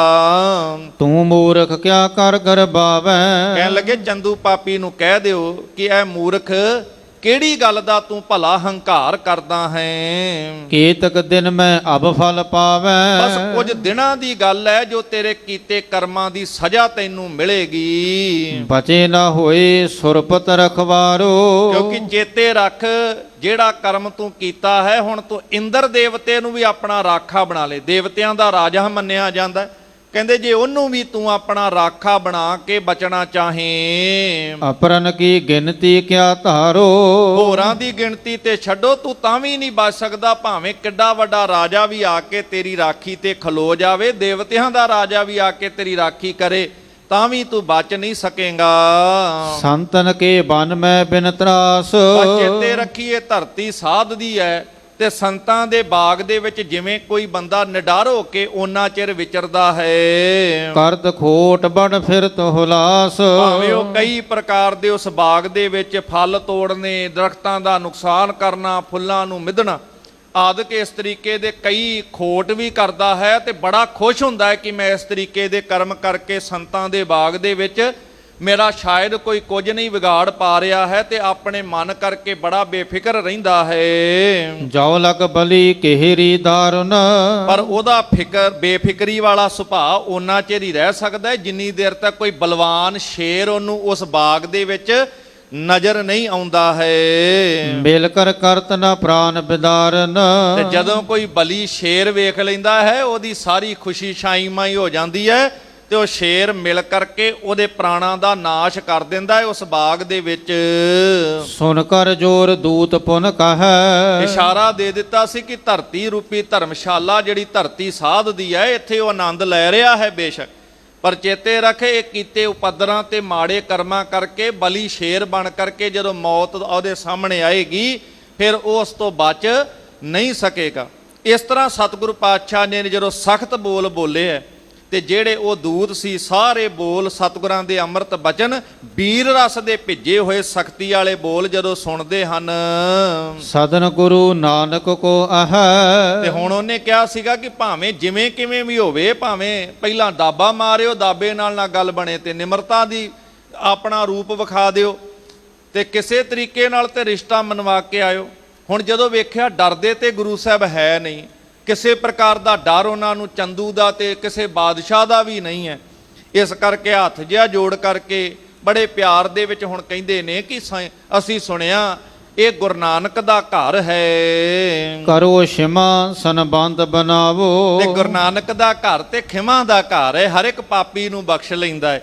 ਤੁਸੀਂ ਵੀ ਖਿਮਾ ਕਰ ਦਿਓ ਤੇ ਇਹ ਰਿਸ਼ਤਾ ਜੋੜ ਲਵੋ। ਬਨੇ ਹੀਨ ਜਿਸ ਦੁਹਿਤਾ ਲਿਆਵੋ, ਬਾਕੀ ਉਹ ਤੇ ਹੁਣ ਤੁਹਾਡੇ ਤੋਂ ਨੀਵਾਂ ਹੀ ਰਹੇਗਾ ਜਿਹਦੀ ਲੜਕੀ ਨੂੰ ਵਿਆਹ ਕੇ ਲੈ ਆਓਗੇ। ਇਹ ਆਮ ਸਮਾਜ ਦੇ ਵਿੱਚ ਐਸੀ ਸੋਚ ਹੋ ਸਕਦੀ ਹੈ। ਬਾਬੇ ਨਾਨਕ ਦੇ ਘਰ ਤੇ ਸਾਰਿਆਂ ਨੂੰ ਬਰਾਬਰ ਦਾ ਮਾਣ ਬਖਸ਼ਿਸ਼ ਕੀਤਾ। ਇਹ ਨਹੀਂ ਕਿ ਲੜਕੀ ਦਾ ਘਰ ਨੀਵਾਂ ਤੇ ਲੜਕੇ ਦਾ ਉੱਚਾ ਹੈ, ਇੱਥੇ ਤੇ ਦੋਵਾਂ ਨੂੰ ਬਰਾਬਰ ਦਾ ਮਾਣ ਦਿੱਤਾ ਗਿਆ ਹੈ। ਕਈ ਵਾਰ ਵੀਰ ਭੈਣ ਗੱਲ ਕਰਦੇ ਲੜਕੀ ਦਾ ਘਰ ਹੈ, ਇਹ ਨੀਵਾਂ ਘਰ ਹੈ, ਪਰ ਗੁਰੂ ਨਾਨਕ ਦੇ ਘਰ ਕੋਈ ਨੀਵਾਂ ਨਹੀਂ, ਇੱਥੇ ਸਾਰਿਆਂ ਨੂੰ ਮਾਣ ਹੈ। ਅਗਲੇ ਜਦੋਂ ਇਤਿਹਾਸ ਤੁਸੀਂ ਸਰਵਣ ਕਰਨੇ ਆ, ਛੇਵੇਂ ਪਾਤਸ਼ਾਹ ਦੇ ਜ਼ਿਕਰ ਵੀ ਆਉਣੇ ਜਿੱਥੇ ਲੜਕੀ ਦੇ ਪਰਿਵਾਰ ਨੂੰ ਮਾਣ ਵੀ ਬਖਸ਼ਿਆ ਹੈ। ਜਦੋਂ ਗੁਰੂ ਤੇਗ ਬਹਾਦਰ ਮਹਾਰਾਜ ਦੇ ਆਨੰਦ ਕਾਰਜ ਹੁੰਦੇ ਆ ਨਾ, ਉਸ ਵਕਤ ਵੀ ਸਤਿਗੁਰੂ ਪਾਤਸ਼ਾਹ ਨੇ ਮਾਤਾ ਗੁਜਰੀ ਜੀ ਦੇ ਪਿਤਾ ਜੀ ਨੂੰ ਇਹ ਗੱਲ ਕਹੀ ਸੀ ਕਿ ਜਿਨ੍ਹਾਂ ਨੇ ਆਪਣੀ ਧੀ ਜਿਗਰ ਦਾ ਟੋਟਾ ਦੇ ਦਿੱਤਾ ਉਹਨੇ ਪਿੱਛੇ ਕੀ ਰੱਖ ਲਿਆ, ਤੁਸੀਂ ਤੇ ਬਹੁਤ ਵੱਡੇ ਉਹ ਮਾਣ ਦਿੱਤਾ ਸੀ ਲੜਕੀ ਦੇ ਪਰਿਵਾਰ ਨੂੰ। ਗੁਰੂ ਨਾਨਕ ਦੇ ਘਰ ਲੜਕੀ ਦਾ ਪਰਿਵਾਰ ਬਰਾਬਰ ਮਾਣ ਦਿੱਤਾ ਜਾਂਦਾ, ਪਰ ਇਹ ਦੂਤ ਕਹਿੰਦੇ ਹਨ ਕਿ ਲੜਕੀ ਵਾਲਾ ਘਰ ਤੇ ਨੀਵਾਂ ਹੁੰਦਾ ਹੈ। ਘਰ ਜੋਰੈ ਅਰ ਸੀਸ ਨਿਵਾਵੈ, ਉਹ ਤੇ ਸਦਾ ਹੀ ਤੁਹਾਡੇ ਅੱਗੇ ਹੱਥ ਜੋੜਨਗੇ, ਤੁਹਾਡੇ ਅੱਗੇ ਸੀਸ ਹੀ ਝੁਕਾਉਣਗੇ। ਰਹਿ ਅਧੀਨ ਸੋ ਸੇਵ ਕਮਾਵੈ, ਉਹ ਤੇ ਤੁਹਾਡੇ ਅਧੀਨ ਹੀ ਰਹਿ ਕੇ ਉਹਨਾਂ ਸੇਵਾ ਕਰਨੀ ਹੈ। ਜਿਸ ਹਿਤ ਏਤਕ ਵਧਿਓ ਵਿਰੋਧੇ, ਜਿਹੜੇ ਕਾਰਨ ਕਰਕੇ ਇੰਨਾ ਵਿਰੋਧ ਇੰਨੇ ਸਮੇਂ ਦਾ ਵਧਿਆ ਹੈ। ਦੋਹੇ ਦਿਸ਼ ਮੈਂ ਅਤਿਸ਼ੈ ਚਿਤ ਕ੍ਰੋਧੇ, ਤੇ ਦੋਵਾਂ ਪੱਖਾਂ ਦੇ ਵਿੱਚ ਇੰਨਾ ਕ੍ਰੋਧ ਦੋਵਾਂ ਦੇ ਹਿਰਦਿਆਂ ਦੇ ਵਿੱਚ ਦੋਵਾਂ ਪੱਖਾਂ ਦੇ ਵਿੱਚ ਬਣਿਆ ਹੈ। ਸੋ ਤਮ ਵਿਆਹ ਲਿਹੋਗੇ ਜਾਵੈ, ਪਰ ਜਦੋਂ ਤੁਸੀਂ ਚੰਦੂ ਦੀ ਲੜਕੀ ਦੇ ਨਾਲ ਵਿਆਹ ਕਰ ਲਵੋਗੇ, ਮਿਟੇ ਕਲੇਸ਼ ਤੁਰਤ ਹੀ ਤਬੈ, ਇਹ ਸਾਰਾ ਝਗੜਾ ਉਸੇ ਵਕਤ ਮੁੱਕ ਜਾਵੇਗਾ। ਸੁਨਤ ਗੁਰੂ ਬੋਲੇ ਧਰ ਕ੍ਰੋਧੰ, ਸਤਿਗੁਰੂ ਪਾਤਸ਼ਾਹ ਮਹਾਰਾਜ ਜਾਣੀ ਜਾਣ ਪਾਤਸ਼ਾਹ ਉਹਦੇ ਦਿਲਾਂ ਦੇ ਖੋਟ ਨੂੰ ਜਾਣਨ ਵਾਲੇ ਵੀਰ ਰਸ ਦੇ ਧਾਰਨੀ ਬਚਨ ਕਰਦੇ ਹਨ। ਇਹ ਤੁਮ ਕਹਾਂ ਕਹਿਤ ਬਿਨ ਬੋਧੰ, ਕਿ ਕਿਹੜੇ ਬਿਨਾਂ ਗਿਆਨ ਤੋਂ ਕਿਹੋ ਜੀਆਂ ਗੱਲਾਂ ਤੁਸੀਂ ਕਰ ਰਹੇ ਹੋ। ਚੰਦੂ ਕੁਟਾਂਬ ਕਮੁਦ ਸਮੁਦਾਏ, ਕਿ ਚੰਦੂ ਦਾ ਪਰਿਵਾਰ ਜਿਨੇ ਗੁਰੂ ਨਾਨਕ ਦੇ ਘਰ ਦੇ ਖਿਲਾਫ ਬੋਲੇ ਸਨ, ਜਿਹਦੇ ਬਾਰੇ ਵਿੱਚ ਸੰਗਤ ਨੇ ਬਚਨ ਕਹੇ ਤੇ ਗੁਰੂ ਅਰਜਨ ਸਾਹਿਬ ਨੇ ਬੇਨਤੀ ਪ੍ਰਵਾਨ ਕਰਕੇ ਸੰਗਤ ਦੇ ਬਚਨਾਂ ਅਨੁਸਾਰ ਰਿਸ਼ਤਾ ਪ੍ਰਵਾਨ ਨਹੀਂ ਸੀ ਕੀਤਾ। ਕਹਿਣ ਲੱਗੇ ਉਹ ਤੇ ਇਸ ਤਰੀਕੇ ਦੇ ਨਾਲ ਹੈ ਜਿਵੇਂ ਇਹ ਕਵੀਆਂ ਦਾ ਉਹ ਫੁੱਲ ਹੁੰਦਾ ਹੈ। ਗੁਰ ਸੂਰਜ ਸਭ ਕੋ ਮੁਰਝਾਏ, ਜਿਵੇਂ ਉਹ ਕਵੀਆਂ ਦਾ ਫੁੱਲ ਜਿਸ ਵਕਤ ਸੂਰਜ ਚੜ੍ਹਦਾ ਹੈ ਨਾ ਤੇ ਉਹ ਸਾਰਾ ਦਾ ਸਾਰਾ ਫੁੱਲ ਉਹ ਜਿਹੜਾ ਮੁਰਝਾ ਜਾਂਦਾ ਹੈ ਸੂਰਜ ਚੜ੍ਹਨ ਤੇ। ਜੇ ਅਰਬਿੰਦ ਬਨਾਵੋ ਤਿਨੈ, ਜੇ ਉਹ ਕਮਲ ਦਾ ਫੁੱਲ ਵੀ ਕਿਤੇ ਖਿੜ ਜਾਵੇ, ਗੁਰ ਤੁਖਾਰ ਦੁਖਦਾਇਕ ਬਨੈ, ਪਰ ਉਹ ਚੰਦਰਮਾ ਦੇ ਰੂਪ ਵਿੱਚ ਜਿਵੇਂ ਸ਼ੀਤਲਤਾ ਆਂਦੀ ਹੈ ਤੇ ਗੁਰੂ ਰੂਪੀ ਤੁਖਾਰ ਕਹਿੰਦੇ ਉਹਨੂੰ ਫਿਰ ਉਸ ਵਕਤ ਸੁਕਾ ਦਿੰਦਾ ਹੈ, ਉਹ ਤਾਂ ਵੀ ਖਿੜ ਨਹੀਂ ਸਕਦਾ ਹੈ। ਜਾਵਤ ਚੰਦੂ ਕੇ ਤਨ ਪ੍ਰਾਨ, ਇਸ ਕਰਕੇ ਜਿੰਨੀ ਦੇਰ ਤੱਕ ਇਹ ਚੰਦੂ ਆਪਣੇ ਕੀਤੇ ਹੋਏ ਮਾੜੇ ਕਰਮਾਂ ਦੀ ਸਜ਼ਾ ਨਹੀਂ ਭੁਗਤ ਲੈਂਦਾ, ਹਮੇ ਨ ਸ਼ਾਂਤੀ ਹੋਵਤ ਆਨ। ਇਹ ਗੁਰੂ ਨਾਨਕ ਦੇ ਸਿੱਖਾਂ ਜਿਨ੍ਹਾਂ ਦੇ ਹਿਰਦੇ ਨੂੰ ਤੁਸਾਂ ਤੱਤੀ ਤਵੀ ਤੇ ਬਿਠਾਇਆ ਹੈ, ਇਹਨਾਂ ਦੇ ਹਿਰਦਿਆਂ ਦੇ ਵਿੱਚ ਠੰਡ ਨਹੀਂ ਪਵੇਗੀ, ਇਹਨਾਂ ਦੇ ਹਿਰਦੇ ਦੇ ਅੰਦਰ ਇਸੇ ਤਰ੍ਹਾਂ ਦਾ ਰੋਸ ਬਣਿਆ ਰਹੇਗਾ। ਰੁਚ ਸੋ ਖਾਨ ਨ ਪਾਨ ਨ ਸੋਵਨ, ਇਸ ਤਰੀਕੇ ਦੇ ਹਾਲਤ ਸਿੱਖਾਂ ਦੇ ਮਨ ਵਿੱਚ, ਕਿਉਂਕਿ ਗੁਰੂ ਪਾਤਸ਼ਾਹ ਮਹਾਰਾਜ ਜੀ ਦੀ ਸ਼ਹਾਦਤ ਹੋਈ ਹੈ, ਤੱਤੀ ਤਵੀ ਤੇ ਬੈਠ ਕੇ ਉਹਨਾਂ ਨੂੰ ਸ਼ਹੀਦ ਕੀਤਾ ਹੈ। ਨਹਿ ਸੋਹਤ ਚਿੰਤਾ ਚਿਤ ਖੋਵਨ, ਤੇ ਸਿੱਖਾਂ ਦੇ ਮਨ ਵਿੱਚ ਇਹ ਰੋਸ ਹੈ। ਇਹ ਸਤਿਗੁਰਾਂ ਨੇ ਤਕਰੀਰ ਦਿੰਦੇ ਉਦੋਂ ਵੀ ਕਿਹਾ ਸੀ ਕਿ ਮਤਾ ਸਮਝਿਓ। ਵੇਖੋ ਕਈ ਵਾਰ ਬੰਦਾ ਮਨ ਕਰਕੇ ਹੌਸਲਾ ਹਾਰ ਸਕਦਾ ਹੈ, ਕਮਜ਼ੋਰ ਹੋ ਸਕਦਾ, ਪਰ ਸਤਿਗੁਰਾਂ ਨੇ ਸਿੱਖਾਂ ਨੂੰ ਹੌਸਲਾ ਨਹੀਂ ਸੀ ਹਾਰਨ ਦਿੱਤਾ। ਕਮਜ਼ੋਰੀ ਵਾਲੇ ਪਾਸੇ, ਕਾਇਰਤਾ ਵਾਲੇ ਪਾਸੇ, ਬੁਜ਼ਦਲੀ ਵਾਲੇ ਪਾਸੇ ਨਹੀਂ ਸੀ ਜਾਣ ਦਿੱਤਾ। ਉਹਨਾਂ ਨੇ ਇਹ ਗੱਲ ਕਹਿ ਦਿੱਤੀ ਸੀ ਕਿ ਤੁਸੀਂ ਐਵੇਂ ਮਤਾ ਸਮਝੋ ਅਸੀਂ ਕਮਜ਼ੋਰ ਹਾਂ, ਥੋੜੇ ਹਾਂ।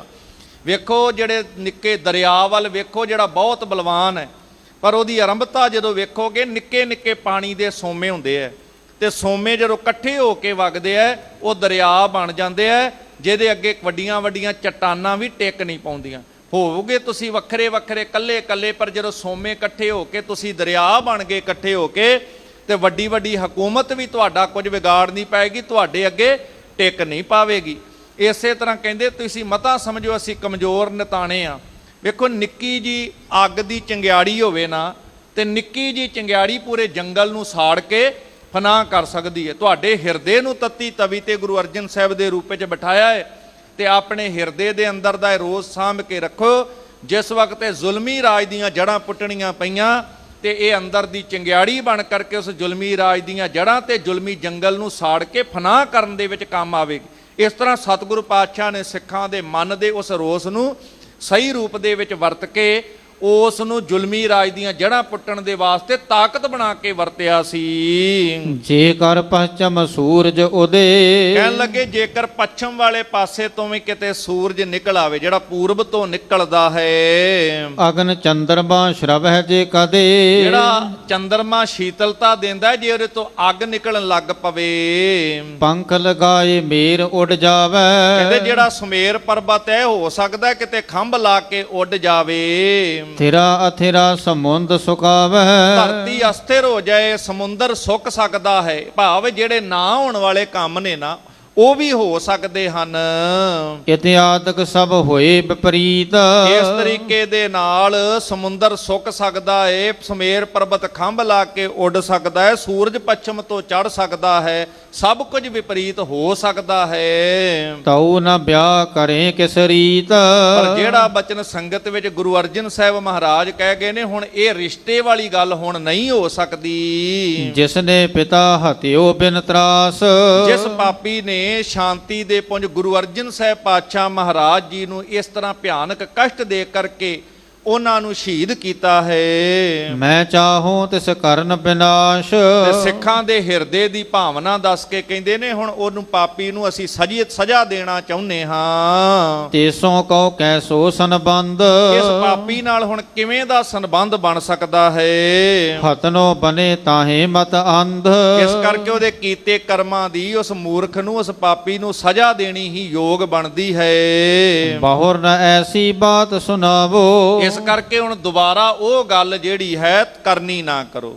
ਤੁਸੀਂ ਆਏ ਹੋ ਲੰਗਰ ਪ੍ਰਸ਼ਾਦਾ ਛਕੋ, ਹੋਰ ਜਿਵੇਂ ਆਏ ਹੋ ਸੰਗਤ ਹੀ ਰੂਪ ਵਿੱਚ ਆਓ, ਪਰ ਇਹੋ ਜੀ ਗੱਲ ਹੁਣ ਦੁਬਾਰਾ ਨਾ ਕਰਨੀ ਕਰੋ। ਪਤ ਸਮੇਤ ਨਕੇਤ ਸਦਾਵੋ, ਆਪਣੀਆਂ ਚਿੱਠੀ ਲੈ ਕਰਕੇ ਮਾਣ ਸਤਿਕਾਰ ਦੇ ਨਾਲ ਤੁਸੀਂ ਆਏ ਹੋ, ਤੇ ਮਾਣ ਸਤਿਕਾਰ ਦੇ ਨਾਲ ਆਪਣੇ ਘਰ ਤੁਸੀਂ ਵਾਪਸ ਜਾਣਾ ਕਰੋ। ਹਮ ਦਿਸ਼ ਤੇ ਕਹਿ ਦੇਹੋ ਸੰਦੇਸ਼ਾ, ਤੇ ਤੁਸੀਂ ਸੰਦੇਸ਼ਾ ਲੈ ਕੇ ਆਏ ਸੀ, ਹੁਣ ਸਾਡੇ ਵੱਲੋਂ ਸੰਦੇਸ਼ਾ ਲੈ ਕੇ ਜਾ ਕੇ ਪਾਪੀ ਨੂੰ ਦੱਸ ਦੇਣਾ ਪਹੁੰਚਿਓ ਤੋਬ ਢਿਗ ਅਦਗ ਕਲੇਸ਼ਾ, ਕਿ ਤੇਰੇ ਘਰ ਵੱਲੋਂ ਜਿਹੜੀ ਕਲੇਸ਼ ਦੀ ਅੱਗ ਲਾਈ ਸੀ ਉਹ ਤੇਰੇ ਘਰ ਵਾਪਸ ਆਵੇਗੀ। ਅਪਦਾ ਪਰੈ ਆਨ ਅਬ ਐਸੇ, ਹੁਣ ਇਹੋ ਜੀ ਮੁਸੀਬਤ ਤੇਰੇ ਘਰ ਚੰਦੂ ਪਾਪੀ ਨੂੰ ਕਹਿੰਦੇ ਆਉਣ ਵਾਲੀ ਹੈ। ਜਤਨ ਅਨਕ ਤੇ ਮਿਟੇ ਨਾ ਕੈਸੇ, ਲੱਖ ਯਤਨ ਕੀਤਿਆਂ ਵੀ ਹੁਣ ਉਸ ਮੁਸੀਬਤ ਤੋਂ ਤੂੰ ਬਚ ਨਹੀਂ ਸਕਦਾ ਹੈ। ਜਾਨ ਦੂਤ ਤੁਮ ਕੋ ਅਬ ਤਜਹੇ। ਸਿੱਖਾਂ ਦੇ ਹਿਰਦੇ ਕਹਿੰਦੇ ਵਿਲੂੰਦਰੇ ਹੋਏ ਨੇ, ਪਰ ਤੁਸੀਂ ਉਹਦੇ ਦੂਤ ਬਣ ਕਰਕੇ ਆਏ ਹੋ,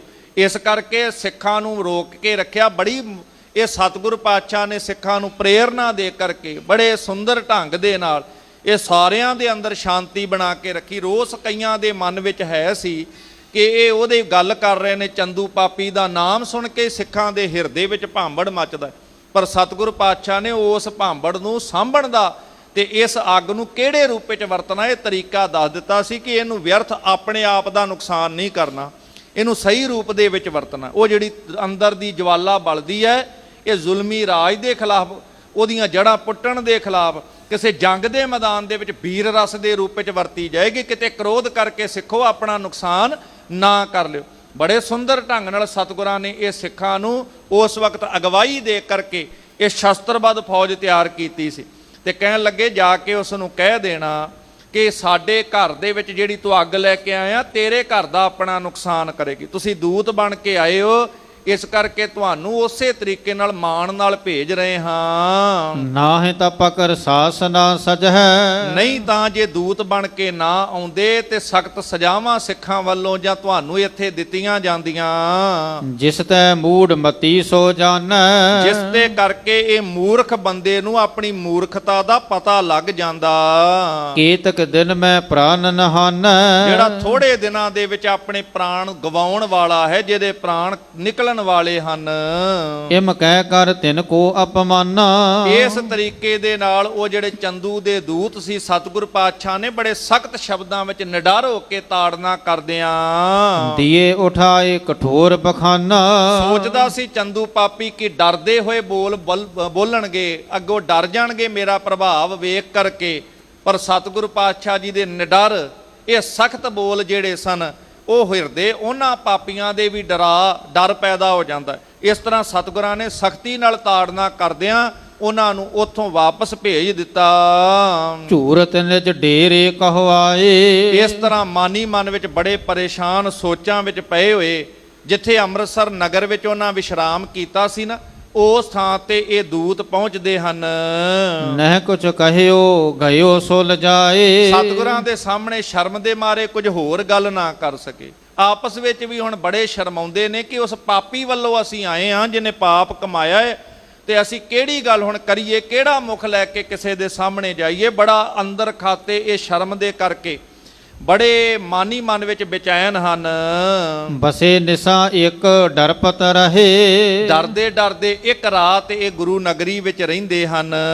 ਹਮੋ ਆਨ ਕੋ ਲੇਹ ਨਾ ਗਹੇ। ਤੇ ਸੋਚਦੇ ਨੇ ਕਿਤੇ ਕੋਈ ਆ ਕੇ ਸਾਨੂੰ ਫੜ ਨਾ ਲਵੇ। ਇੱਥੇ ਤੇ ਦੁਸ਼ਮਣ ਨੂੰ ਵੀ ਸਤਿਗੁਰੂ ਉਹਦੇ ਡਰਾਂ ਤੋਂ ਮੁਕਤ ਕਰ ਦਿੰਦੇ ਨੇ, ਤੇ ਨਾਹਕ ਹੀ ਡਰ ਮਨ ਵਿੱਚ ਪਾਲੀ ਬੈਠੇ ਸਨ, ਕਿਉਂਕਿ ਅੰਦਰ ਦਾ ਪਾਪ ਹੀ ਇਹਨਾਂ ਦੇ ਅੰਦਰ ਡਰ ਪੈਦਾ ਕਰ ਰਿਹਾ ਸੀ। ਤਰਾਸਤ ਨਹੀਂ ਸੁਪਤ ਸੁਖ ਸੰਗਾ। ਸੋ ਅੰਦਰ ਦੇ ਪਾਪ ਕਰਕੇ ਡਰਦੇ ਹੋਏ ਪਾਪੀ ਦਾ ਸਾਥ ਦੇਣ ਵਾਲੇ ਇਹਨਾਂ ਨੂੰ ਸੁੱਖ ਦੀ ਨੀਂਦ ਨਾ ਆਈ ਰਾਤ ਨੂੰ। ਭਈ ਪ੍ਰਭਾਤ ਚੜੇ ਤਿਸ ਢੰਗਾ। ਸਵੇਰ ਹੋਈ ਹੈ ਤੇ ਫੇਰ ਉਸੇ ਤਰ੍ਹਾਂ ਜਿਵੇਂ ਦਿੱਲੀੋਂ ਆਏ ਸੀ ਉਸੇ ਤਰ੍ਹਾਂ ਵਾਪਸੀ ਦੀ ਤਿਆਰੀ ਕਰ ਲਈ ਹੈ। ਦੋਹਰਾ ਸਗਰੋ ਪੰਥ ਉਲੰਘ ਕੈ ਦਿੱਲੀ ਪ੍ਰਵੇਸ਼ੇ ਆਏ। ਫਿਰ ਵਾਪਸ ਉਸੇ ਤਰ੍ਹਾਂ ਬਿਆਸਾ ਦਰਿਆ ਪਾਰ ਕਰਕੇ, ਸਤਲੁਜ ਦਰਿਆ ਪਾਰ ਕਰਕੇ, ਸਾਰਾ ਸਫ਼ਰ ਤੈਅ ਕਰਕੇ ਦਿੱਲੀ ਨਗਰ ਵਿੱਚ ਪਹੁੰਚ ਜਾਂਦੇ ਹਨ। ਚੰਦੂ ਪਾਪੀ ਸੋ ਮਿਲੇ ਸਕਲ ਪ੍ਰਸੰਗ ਸੁਨਾਏ। ਤੇ ਜਾ ਕੇ ਚੰਦੂ ਪਾਪੀ ਨੂੰ ਮਿਲ ਕੇ ਸਾਰਾ ਪ੍ਰਸੰਗ ਜਿਵੇਂ ਇਹ ਜਾ ਕਰਕੇ ਦੱਸਦੇ ਨੇ, ਕਿਵੇਂ ਕਿਵੇਂ ਸਤਿਗੁਰ ਪਾਤਸ਼ਾਹ ਦੇ ਕੋਲ ਘਟਨਾ ਬਤੀਤ ਹੋਈ ਹੈ, ਕਿਵੇਂ ਕਿਵੇਂ ਸਤਿਗੁਰਾਂ ਨੇ ਸੰਦੇਸ਼ ਦਿੱਤਾ ਹੈ, ਪਰ ਜਿਵੇਂ ਜਾ ਕਰਕੇ ਦੱਸਦੇ ਹੈ। ਇਹ ਪ੍ਰਸੰਗ ਆਪਾਂ ਕੱਲ ਦੇ ਦੀਵਾਨ ਦੇ ਵਿੱਚ ਸਰਵਣ ਕਰਾਂਗੇ। ਅੱਗੇ ਚੰਦੂ ਪਾਪੀ ਕਿਵੇਂ ਫਿਰ ਜਹਾਂਗੀਰ ਦੇ ਕੋਲ ਅੱਗੇ ਚੁਗਲੀਆਂ ਆਦਿਕ ਕਰਦਾ ਹੈ, ਕਿਵੇਂ ਸਤਿਗੁਰੂ ਪਾਤਸ਼ਾਹ ਮਹਾਰਾਜ ਨੂੰ ਫਿਰ ਗ੍ਰਿਫਤਾਰ ਕਰਨ ਵਾਸਤੇ ਗਵਾਲੀਅਰ ਵਾਲੇ ਪ੍ਰਸੰਗ ਬਣਨੇ। ਆਉਣ ਵਾਲੇ ਦੀਵਾਨਾਂ 'ਚ ਆਪਾਂ ਸਾਰੇ ਪ੍ਰਸੰਗ ਸਰਵਣ ਕਰਨੇ। ਸਤਿਗੁਰੂ ਕਿਰਪਾ ਕਰਨ, ਸਭ ਦੀ ਹਾਜ਼ਰੀ ਦਰ ਤੇ ਪ੍ਰਵਾਨ ਕਰਨ। ਗੁਰੂ ਪਾਤਸ਼ਾਹ ਦਾ ਇਤਿਹਾਸ ਸੁਣ ਕੇ ਸਤਿਗੁਰਾਂ ਦੇ ਚਰਨਾਂ ਨਾਲ ਸਾਡਾ ਪਿਆਰ ਬਣ ਜਾਏ, ਅੰਮ੍ਰਿਤ ਛਕ ਕੇ ਗੁਰੂ ਵਾਲੇ ਬਣੀਏ।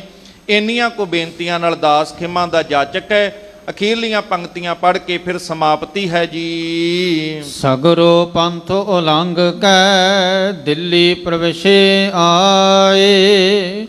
ਚੰਦੂ ਪਾਪੀ ਸੋ ਮਿਲੇ ਸਕਲ ਪ੍ਰਸੰਗ ਸੁਨਾਏ। ਵਾਹਿਗੁਰੂ ਜੀ ਕਾ ਖਾਲਸਾ ਵਾਹਿਗੁਰੂ ਜੀ ਕੀ ਫਤਿਹ।